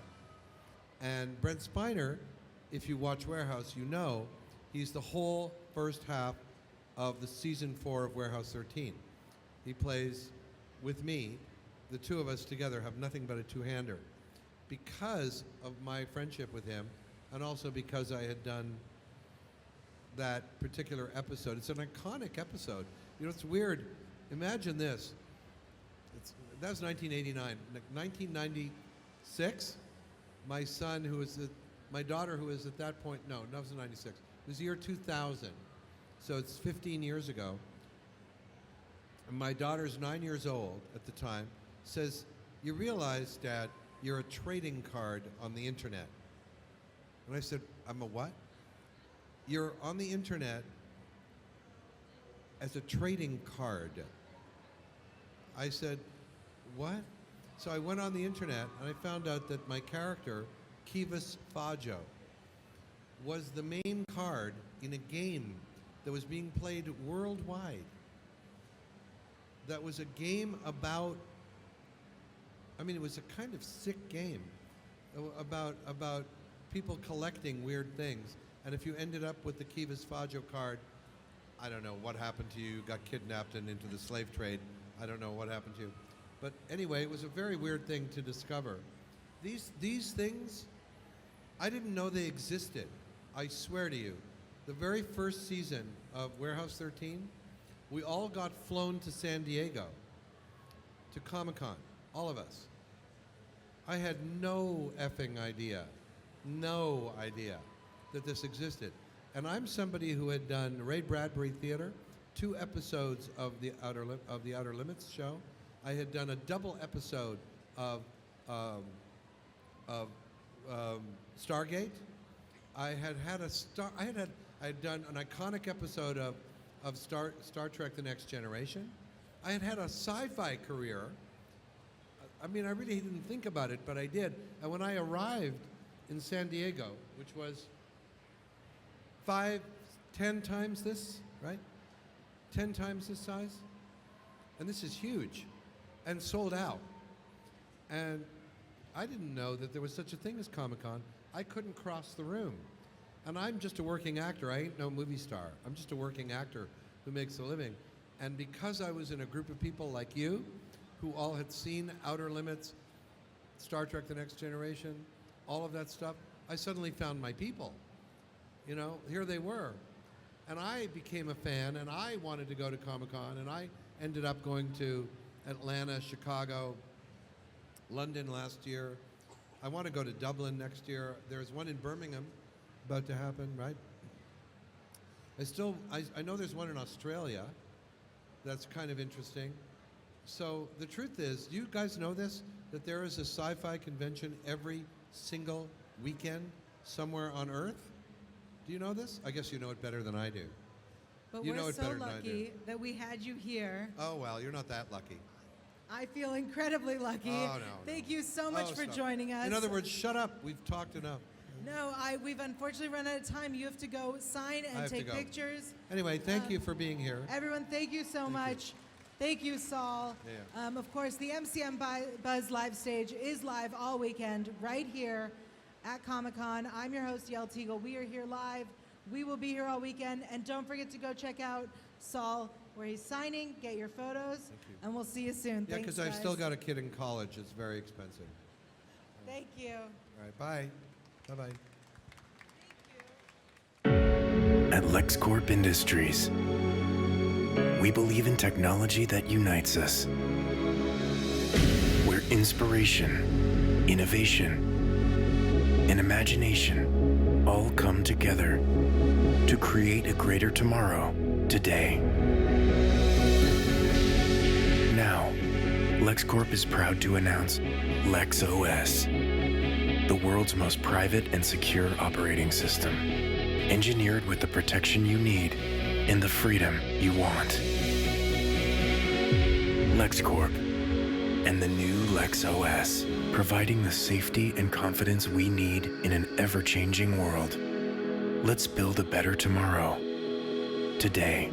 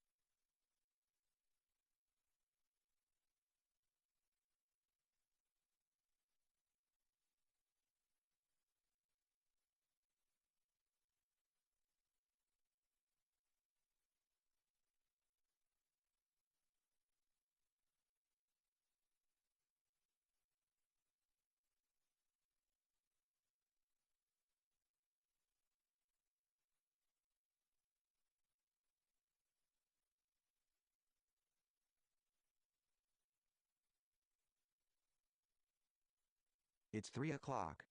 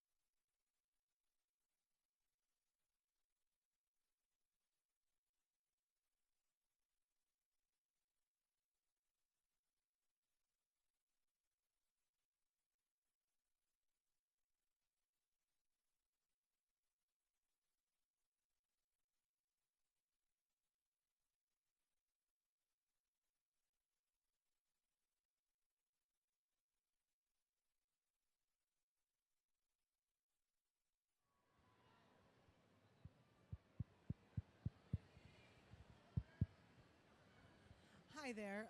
This is the most amazing cosplay we've seen all day. You look fantastic. What is your name? Thank you. My name is Benjamin. Benjamin, and how long did it take you to make this? Since February, every night after work. And what exactly am I looking at?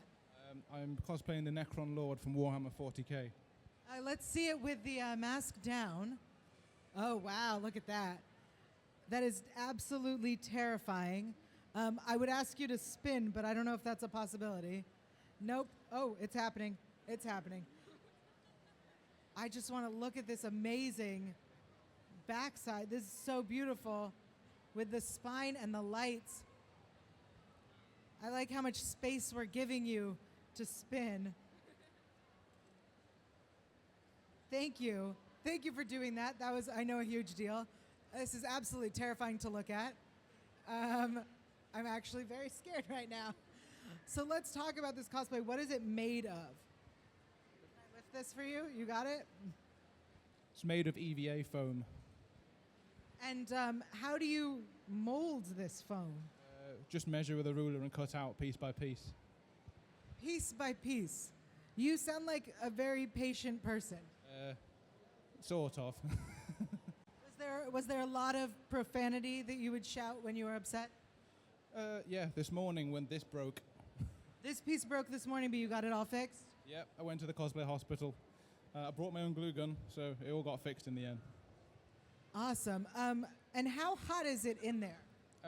It's not actually too bad. Unfortunately, the proper pose is when I lean forward like this. To put a lot of strain on my back. Yeah, that sounds exhausting. What are you standing on? 3 rows of yoga blocks on each foot, covered in reinforced foam. Is it heavy? When it's on my feet, no. When I'm carrying it, yeah, it's a pain. Okay, this is absolutely fantastic. I love everything about it. Thank you so much for chatting with us. We hope you have a great day. No problem. Thanks. Yeah. Thank you. We'll be talking with other cosplayers right here on the MCMBuzz live stage.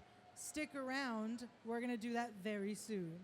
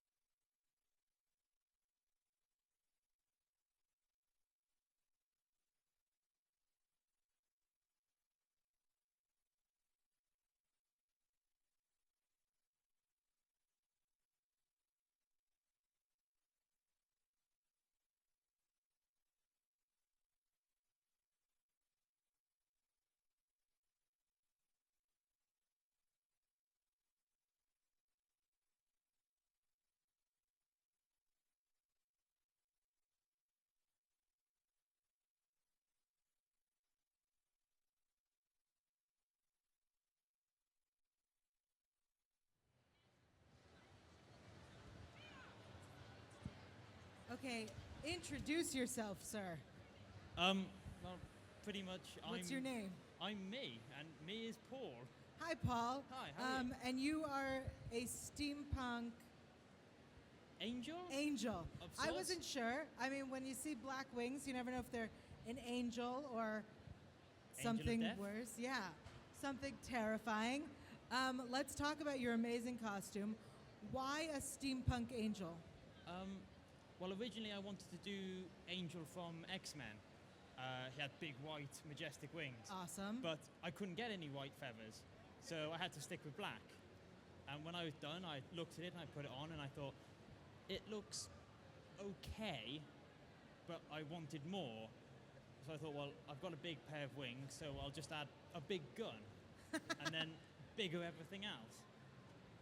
And the Nerf gun didn't look too good, so Yeah. I decided that it would look much better with half a bathroom's worth of plumbing on it. So your thought process, correct me if I'm wrong, went like this. I'm going to make angel wings Yep. that are black. They're really big. So let's add a gun. That was your thought process? Yes. And originally it was just in a little backpack, and it wasn't big enough. So now we have a bigger backpack. I mean, yeah, that makes sense. Let's talk about this gun. How did you make this? It's just a normal Nerf gun we bought off the internet. Spray painted it black. You took just a normal Nerf gun. Yeah. Same with the sidearm as well. There you go. So 2 Nerf guns, spray painted them black, and then just put paint on my finger, and then just literally rubbed it straight across. Wow. And then added all the little bits extra to it. And then we've got the lights. So we've got spotlights on the front. The lights, yeah. And running lights on the side. And it still fires. It still fires. It still fires. Nerf, whatever. Nerf darts. That's amazing. And what does this wrist thing do? It controls all the lights on the back of On my the back. costume. And So why steampunk? What is it about steampunk that interests you? I like all the Victorian era, and everything about steampunk just generally looks awesome. I've never seen a person who's done steampunk and thought, nah, they don't look too good.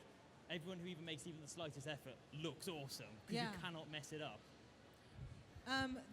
You have a strap for your gun. Yes. Is it made of belts? Yes. Just like a man's belt? I couldn't build a strap fast enough, so I went to Tesco's on Thursday night and just bought 2 belts for £3. Okay. I was actually concerned that you weren't wearing a belt. I was very concerned. There are 7 belts on here. 3 of them are holding up the costume. Oh, wow. Big one across my waist. Yeah. It takes half the weight. Okay, let's talk about making these wings. How did you make the wings? The superstructure of the wing is made of PVC piping that we've then wrapped chicken wire around to give it the shape. And then each one of the 4,500 feathers on there is tied on by hand. And then How many feathers? 4,500. 4,500 feathers. 4,500 feathers. That's, and then you realize that's a big number, yes? that is a ridiculous number. But Okay. it would have been more because originally the wings were 16 foot wide, but I couldn't fit them in the car, so we had to chop them down a bit and then make them articulated. Wow. So your thought for the wings, I'm just trying to understand how you work. You went, you know, it'd be fun. Let's take thousands of feathers and attach them to chicken wire and pipe. Yep, that was exactly what the thought process was. How long did it take you to do all of this? I worked out that if it takes me 30 seconds to put on one feather, it takes nearly 7 days, just constant feathering to tie every single one on. Okay. And it was horrible. When did you start working on this project? The day I left Comic-Con last October. So it's been a year. It's been a year. This is unbelievable. Thank you so much for chatting with us. If we could have you stand and give a circle, so a twirl, as it were, to see the entire look. Thank you so much, Paul. This is unbelievable. Yeah, let's twirl. Check out, I'm gonna get hit in the face. Okay. Look at those wings, guys. And the back, you have an orb in the back of your backpack. A glowing orb. Unbelievable. You all probably just saw a really cool light show, I assume. I'm jealous. You look amazing. Thank you so much, Paul. Wow. Oh, now I get to see the light show. Ha ha. Thank you. Round of applause for Paul. Thanks, Paul. I think we have a gift for you in the back. An exclusive LexCorp power bank to charge your phone. In the back. Do we have another cosplayer here that I am supposed to be chatting with? If not, I will sit here, continue to talk. This is the MCMBuzz live stage. We are live. If there are any cosplayers who worked real hard on their cosplay and would like to share it with the world, now's your chance. Here on the MCMBuzz live stage, do you want to come talk to us? I feel like you do. Yeah, you. Nope. All right. Because we are talking to cosplayers live. There are YouTubers watching on YouTube. live about this amazing cosplay conversation. Paul came with a whole group of people. Do you guys want to talk about how you made yours? You made it this morning. Let's come talk about how you make an entire steampunk cosplay in one day. All right, what's your name? I'm Dan. And I'm Tim. Dan and Tim. Yeah. And Tim, you're not dressed. I've actually just taken off a big claw arm that I had on. It was black and from Prototype game. You get a big claw arm. He's all demony. He kills people really fast with it. And that was getting hot, so I've taken it off now. No, All right, so let's talk about this look. Dan. This is a mix between him and Paul. Yeah, so I was dressed in steampunk yesterday. Right. And I was going to do my arm today. So we decided that we'd dress dear old Daniel up here in whatever we could find. So Dan, you didn't bring a costume? It's his first time. It's my first time to Comic-Con this year. Welcome, guys. It's Dan's first time at Comic-Con. Let's give him some love. Thank you. Yeah, so I just came in regular clothes, not really knowing. Wait. We're not done talking about the fact that it's your first time here. Okay. What took you so long? Well, just booking the time off from work, really. I'm a bit lazy with that sort of thing. I had holiday, these guys were coming, so I thought I'd tag along. Were you hiding that you're a nerd? I wasn't hiding it. Believe me, everyone knows. All right, good. I'd never take the time to come, so I'm really glad I did. Yeah, and you're really glad you came with friends who'd let you borrow their stuff. Yeah. It's amazing because that gun looks like somebody put some effort into it. Oh, yeah. This took me about 2 hours last night. Well, 2 not hours? last. Wait, you made this gun last night? Not last night. The night before, sorry. Oh, my mistake. The night before. I know. Yeah, I sprayed it gloss black all over. This was about 10 at night. They told me they were going in steampunk, and I was like, I've got to get my steampunk stuff out. So, What is it about steampunk that appeals to you guys? It's just... You have no opinion. They just dressed you. Yeah, you have no opinion. I'm anime. You're He's an all anime anime. guy. Yeah. Why didn't you come in anime? Because I'm lazy. I'm coming next year in that. Well, because I'm lazy. Yeah. I want to come next year in anime. That's why I bought a few replica items from here now, and then I'll buy the costumes online. Hopefully, hook something up. But yeah, it was just fun to come in something quickly dressed up by these guys. You today. have great friends. I hope you're aware of that. I think the reason that we love steampunk is because he is literally getting pictures over there already. Yeah. Like, he poses all the time. It's amazing. It's lots of fun. Yeah. We were talking to him earlier on, and he was talking and posing for pictures at the same time. Right. And He's a pro. One day you will be too. He's a proper photographer. He knows how to do it. Wait, he's a photographer who's spending his day getting his photo taken. Yeah. So he knows. He always directs him how to. I see. He's all over it. That's useful. That means every photo you take, you probably look great because you have him there to tell you what to do. Yeah. Sure. You guys just don't listen. Yeah, no. Awesome. This is wonderful. Welcome. Congratulations on your first con. Yeah. You're going to have a great time and never stop going. That's what happens. Yeah. Is that it? One eye? It's a monogoggle, yeah. A monogoggle? Monogoggle. Is that the proper term? I have no idea. Is that an English thing? It might be. It might not be. But Oh, like I see. Yeah, that looks right. Yeah. It looks really good. It looks really good with the scarf. Just he's wearing it. It looks really good with the scarf. Give him the scarf. I want to see this. I want proof that it looks really good. While they take off their scarves, just reminding everyone, we are talking to cosplayers here at the TheMCMBuzz live stage. If you are a cosplayer and you put in a lot of work, get over here. We want to talk to you. I see it does look good with this scarf. It looks very intimidating, like a villain. He's always been a scary guy. Especially with that. Oh, he's got a gun. When did you make that gun? This one was I made. Yeah, I made I this speak one English. Last year. Yeah, last year. Bought Nerf gun. they're like the easiest. They're cheap. So you just buy a bunch of Nerf guns? Yeah, I've got a load sitting at home. Yeah, you just buy any Oh, you're too cheap- cool for Nerf guns, Ooh. says the boy. Yeah, but says the guy who just Yeah. spent his first time at Comic-Con. Yeah. I'm so disappointed it took you this long. Yeah. Don't apologize to me. Apologize to yourself. Wow. Yeah. No, I think because I think the very best thing about Nerf guns is that Yeah. they're very safe. You know, can't exactly shoot something that's gonna hurt anyone. They look very good. It's Comic-Con approved. They're very easy to paint. A nice matte black, and then I know Paul likes to rub and buff.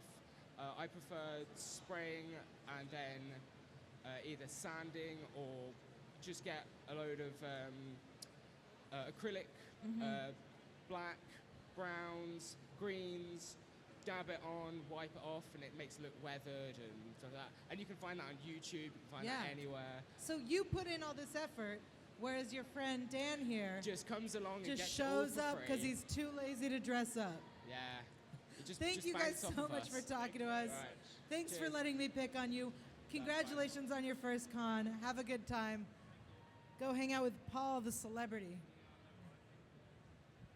Do we have some amazing other cosplays? Any other cosplays? I definitely saw Rita Repulsa I wanted to talk to. Looks like they're not here. Guys, thank you so much for tuning in with us. Thank you to everyone who came out. This is the MCM Buzz live stage. We are live all weekend long. You can see that we are filming all the fans. You are on camera right now. You can dance right there, and everyone will see you. We'll be back tomorrow with more exclusive interviews here on MCM Buzz Live. I'm your host, Yael Teagle. I'm available online at yael.tv. That's yael.tv. I'm also on Twitter and Instagram and all sorts of other places. Thanks for joining us, guys. We'll see you next time.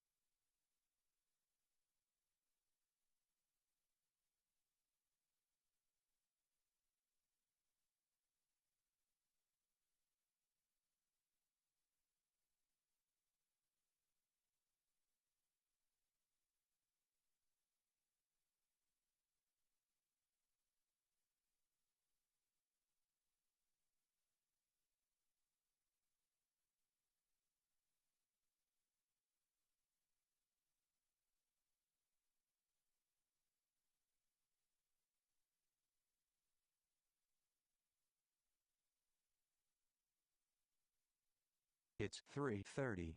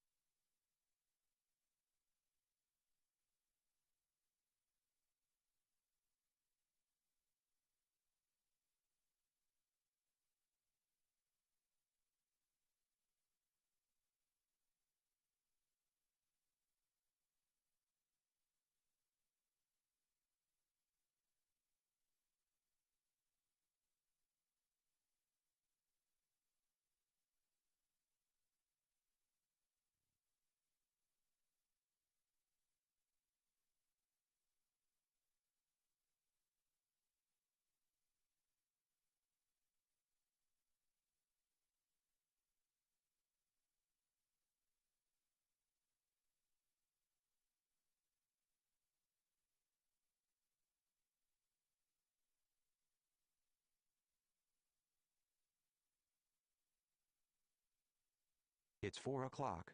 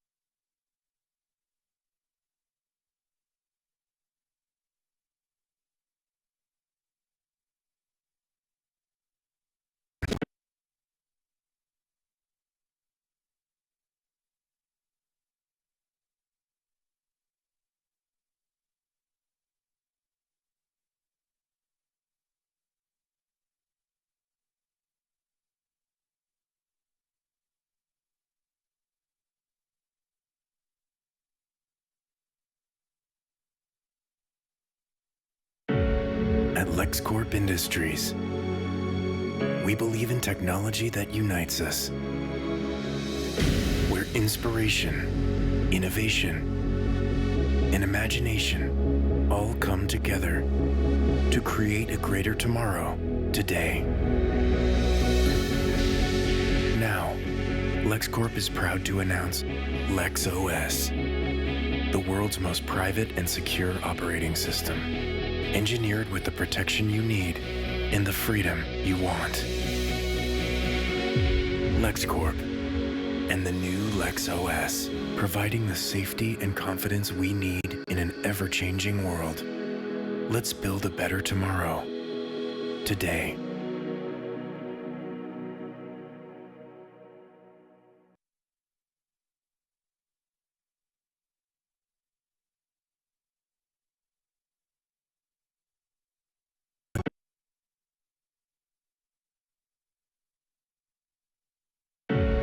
At LexCorp Industries, we believe in technology that unites us, where inspiration, innovation, and imagination all come together to create a greater tomorrow today. Now, LexCorp is proud to announce LexOS, the world's most private and secure operating system, engineered with the protection you need and the freedom you want. LexCorp and the new LexOS, providing the safety and confidence we need in an ever-changing world. Let's build a better tomorrow today.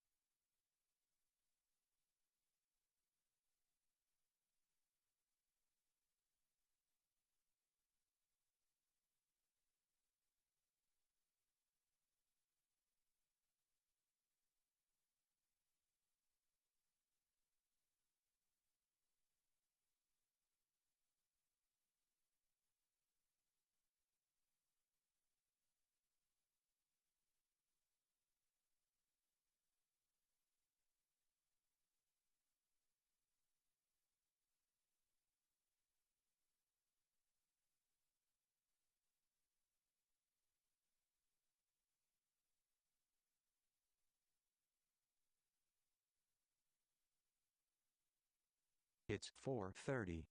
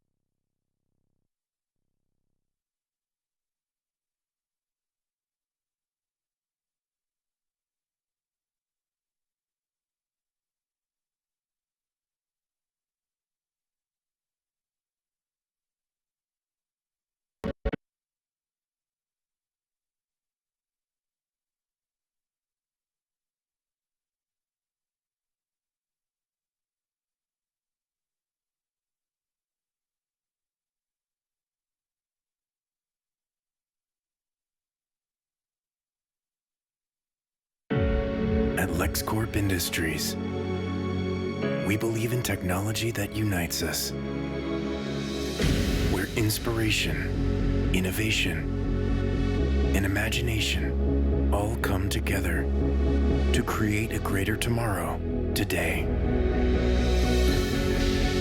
Now, LexCorp is proud to announce LexOS, the world's most private and secure operating system, engineered with the protection you need and the freedom you want. LexCorp and the new LexOS, providing the safety and confidence we need in an ever-changing world. Let's build a better tomorrow today.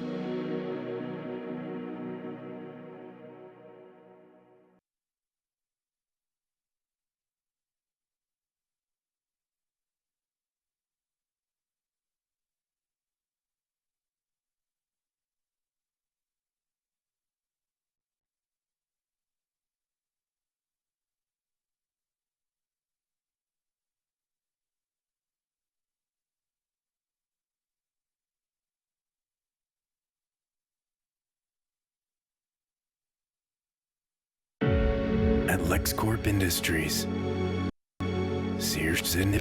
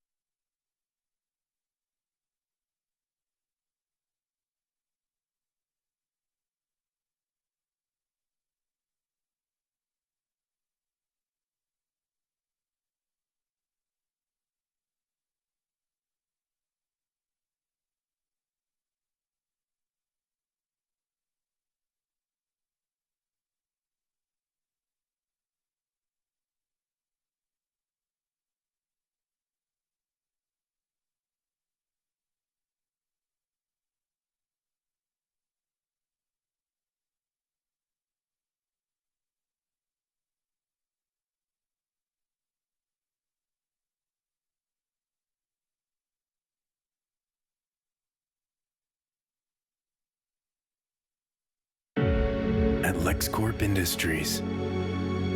We believe in technology that unites us, where inspiration, innovation, and imagination all come together to create a greater tomorrow today. Now, LexCorp is proud to announce LexOS, the world's most private and secure operating system, engineered with the protection you need and the freedom you want. LexCorp and the new LexOS, providing the safety and confidence we need in an ever-changing world. Let's build a better tomorrow today.